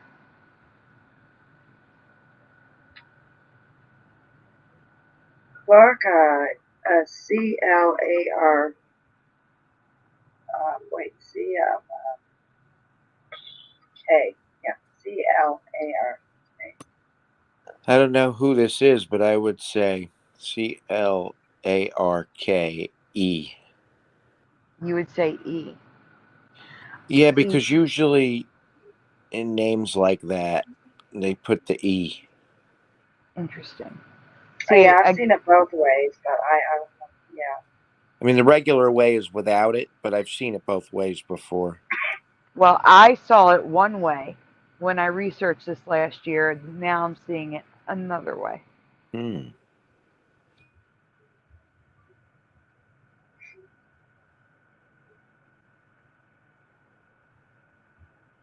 I believe you're preliminary, but I've never heard of Clement Clay.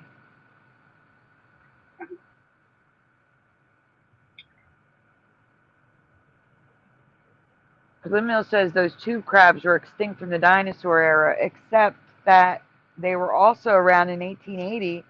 That's how they had the specimens to examine. So they were extinct from the dinosaur era, came back in the 17 or 1800s, were around through 1880, and are back again. In my past, his name was Clement Clark, no E, but his middle name has always had the E. And apparently, the only person who answered was preliminary guessing, remembers the E, and Jeff was also guessing with the E. So Curiouser and I are the only one who does not remember the E.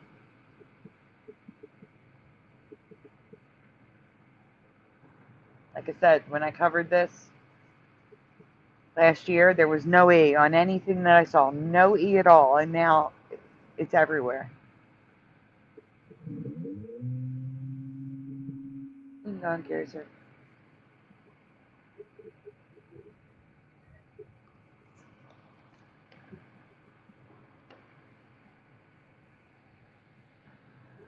Don't worry, Scrappy. You'll probably know the rest of the stuff from the rewind. I can't even begin to tell you how many teaching materials, books, articles, cartoons, and albums all spell his name without the E, like I remember. but I will show you at least something of every type of residue. But before I do, we need to cover the rewind because the residue will give away the old Mandela effects.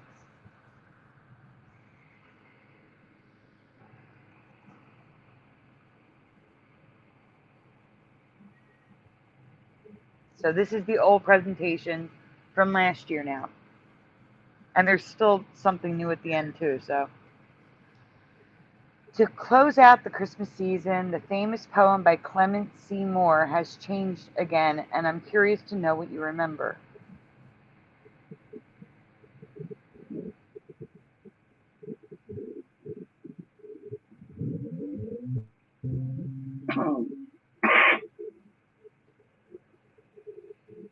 First, in your memory, what is the title of the poem?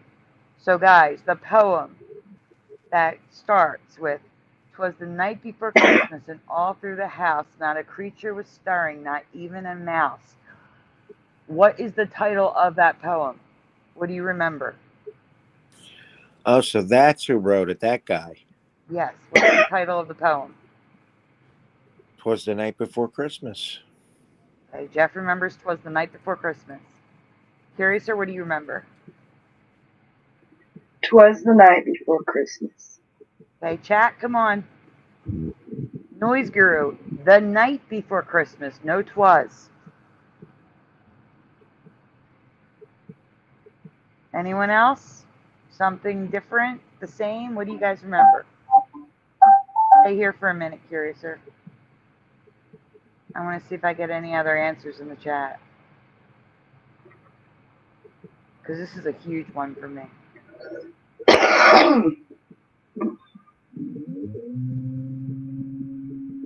And yeah, I hear your computer fan working overtime. I don't know if you can like give the vent more air, but that's probably why it crashed. It probably overheated. Let's see. The night before Christmas is what I was typing, but Jeff's answer is better, so Scrappy Dappy Doo. So Scrappy Dappy Doo is going with "'Twas the Night Before Christmas." That's what I remember. That's what I remember too. All right, we can go on, Curiouser. I'm worried about your computer. Yeah, I may. I'll tell you later. I mean, maybe it did over here. I don't know. All right. The poem is called "A Visit from St. Nicholas." I can't say this is a Mandela effect, but there are alternate titles including "A Visit from St. Nick," "'Twas the Night Before Christmas," and "The Night Before Christmas."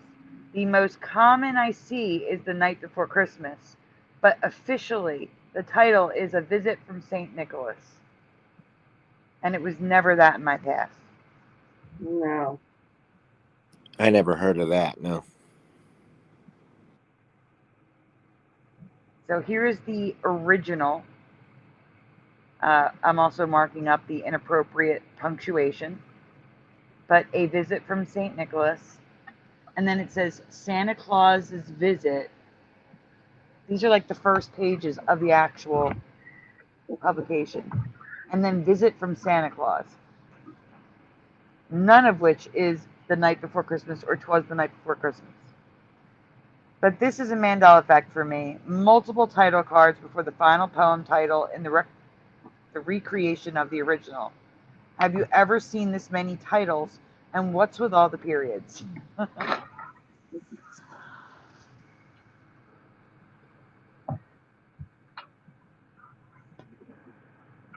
I'm not even done. There's more. We need to keep going.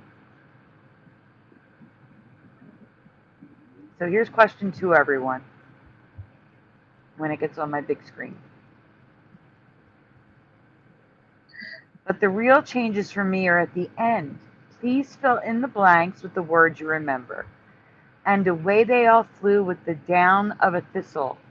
But I heard him exclaim, "Blank, he blank, out of sight.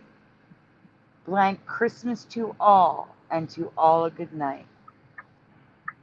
But I heard him exclaim, "Blank, he blank, out of sight. blank Christmas to all and to all a good night. So does anyone know what the 3 blanks are? And if you don't know the 3 blanks, if you know any of the blanks, please write down what you remember. I'll give you a hint if you guys are like stumped. I'll tell you what I remember. Let's see if anyone remembers anything first. Curious or Jeff, do you have any idea? As he. Merry Christmas to all. I don't remember the second one. Well, John Nada remembers it like I do. As he flew out of sight. Merry Christmas to all and to all a good night. Yes, that sounds right to me. Yeah, No, that sounds right. Noise Guru is as flew merry. Same as John Nada, same as myself. Yeah. Well, we can go on. It's unanimous that we're all wrong. So let's go. It is currently, but I heard him exclaim, ere he drove Oh, that's out so of weird. sight. Happy Christmas to all. And to Oh, all a good night. no. Ear. BS. No way. No way. Oh Come my on. God. That line is so well known. It's Merry Christmas and Yeah. Nobody says Happy no. Christmas. Who says Happy Christmas? Nobody. heard- No. Wait, I have heard Happy Christmas before, but this was Oh, definitely it's Merry so Christmas. rare. It is to hear rare, I Happy agree. Christmas. This poem was written on December 23rd, 1823. It never said drove in my past. Ear means before, so before he drove. And Happy Christmas, these do not match my memory. No. Air, thank you, John Nada. It's air he drove out of sight, not ear. Thank you. That's weird. No, we don't always say Happy Christmas. Only John Lennon. I know, really. Yeah. Oh my. In my past, the words were, I heard him exclaim as he flew, not before he drove, and it was Merry Christmas, not happy. Do you share my memory? Yeah. Mm. Drove that. This is genealogist Christmas Eve, so I crossed out the And that changes the extra meaning words. because it's saying before he drove out of sight, and this one's saying as he flew out of sight. Yeah. So it's a whole different meaning and everything. Yeah, like he's still sitting in the sleigh that he now has like a steering wheel and wheels and an engine. Yes, it completely changes the meaning. It's a British thing, says Noise Guru. I can agree. Happy Christmas would be more of a British thing, or even a European thing. I agree with that. Yeah. However, Maybe it translates it. This was always Merry Christmas. Yeah, this one, yeah. Oh my God. Yeah, I think it's just one of those different other things. Oh, you did go on. It's just not on my screen yet. I see. Okay. There is very little residue. All is mixed with only parts matching my memory. 95% of all prints when I search residue of this poem say ere he drove and Happy Christmas. Wow.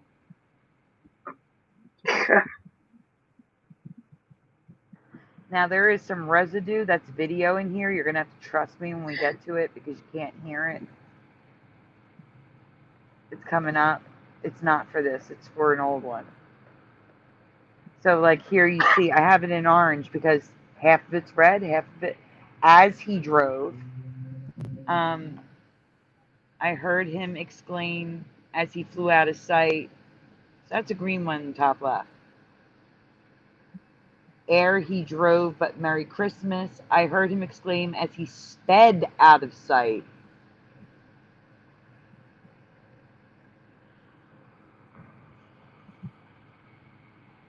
John Nada says this is as crazy as the take me out to the ball game changes. I agree. I agree too. Okay, so here's some green as he I heard him exclaim as he flew out of sight, "Merry Christmas to all, and to all a good night." There's as And he yeah, flew with happy. and I must have heard this 100 times as a child, and I don't ever remember once hearing Happy Christmas, ever. Same. Or driving. Santa never Yeah. drove. hmm I mean, he kind of drove, but it didn't, I mean, fly, he flew He away. flew. It's better. All right, so here is the night before Christmas, or a visit. What does it say? A visit of Saint Nicholas. A visit of Saint Nicholas. The night before Christmas, like I said, is the most common that I am seeing. It was always for me. It was the night before Christmas. It was supposed to be a visit from Saint Nicholas, not of Saint Nicholas. That is even weirder.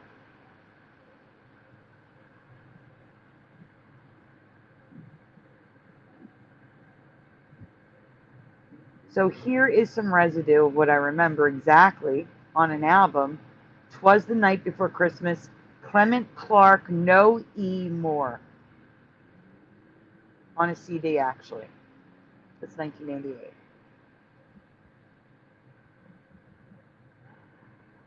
Oh, no, it's not. That's a 33 RPM. That is a record. So you're going to see a lot of residue now of Clarke, the way I remember it's spelled. But notice a lot of the titles are The Night Before Christmas, not 'Twas the Night Before Christmas.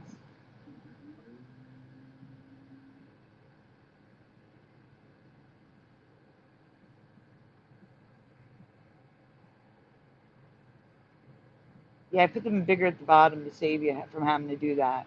So it's like top and bottom's the same, but the bottom's just bigger, or the top is just bigger. Mm. So there's an album cover with no E,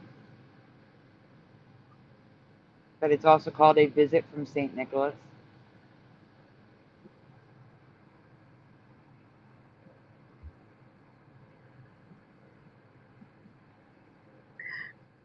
A Visit from St. Nicholas again, but Clarke with no E, like I remember. And this is teaching materials, like Christmas activities for students.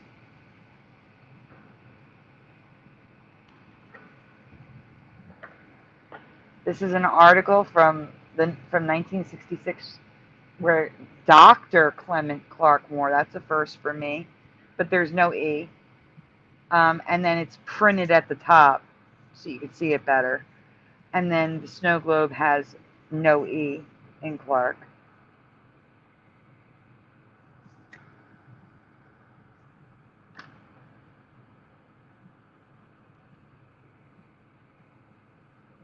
Thank you, Scrappy.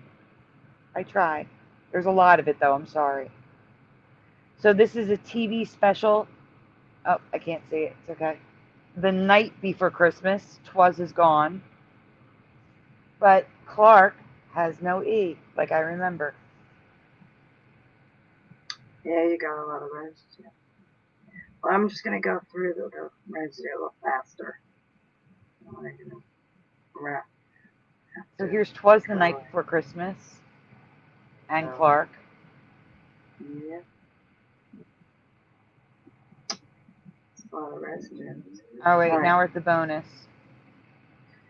Okay, so this is new as well. While looking for residue, I kept seeing something strange on books.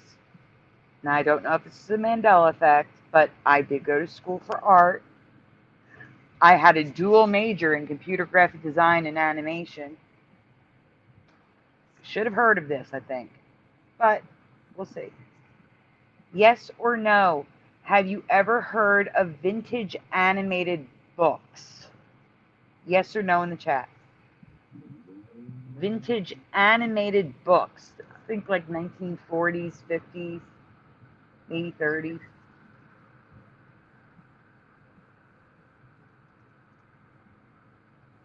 And feel free to answer, Curiouser and Jeff. No, not really. No, I don't know what that is, but it sounds vaguely familiar. No, I never heard of it. Noise Guru says yes. John Nada says no.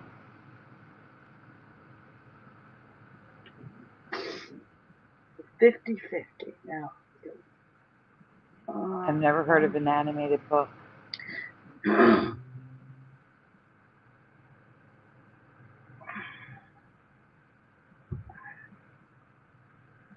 Not illuminated, animated.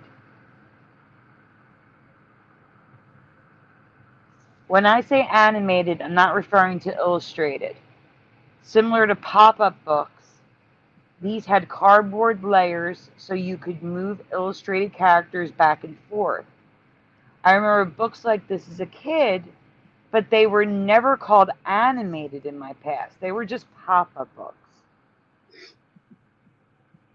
So I remember the books, but they weren't called animated, to be clear.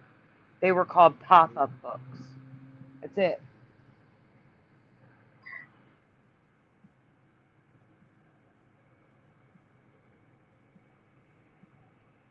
So here we have Raggedy Ann and Andy with animated illustrations. Animations by Julian Ware. Or Weir. And if they didn't have animated on the front, it will say animated by artist name. Do you ever recall seeing or reading books with animated on the cover? No.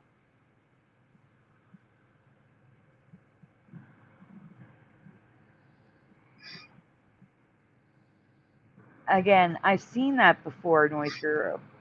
But for me, it was still just called a pop-up book. Yeah. Like, it's big and bold. Animated. Mother Goose. Hansel and Gretel. Animated. Snow White. Animated. I do not remember ever seeing animated written on books. Ever. So are any of these Mandela effects for you? Obviously, definitely storyline. But we skipped something. We skipped a resident, unless there's more after it. No, we skipped stuff. Go back. We skipped a... Oh, the video slide isn't here. Shoot. Well, I'll show it on Saturday. It'll make this a little bit new on Saturday. It's okay. And you can't play the video anyway. And it's not related to this. It's related to an old Mandela effect with this. Well, I can play it, but you can't hear it. So. Exactly. That's what I'm saying. We'll just wait for Saturday on that.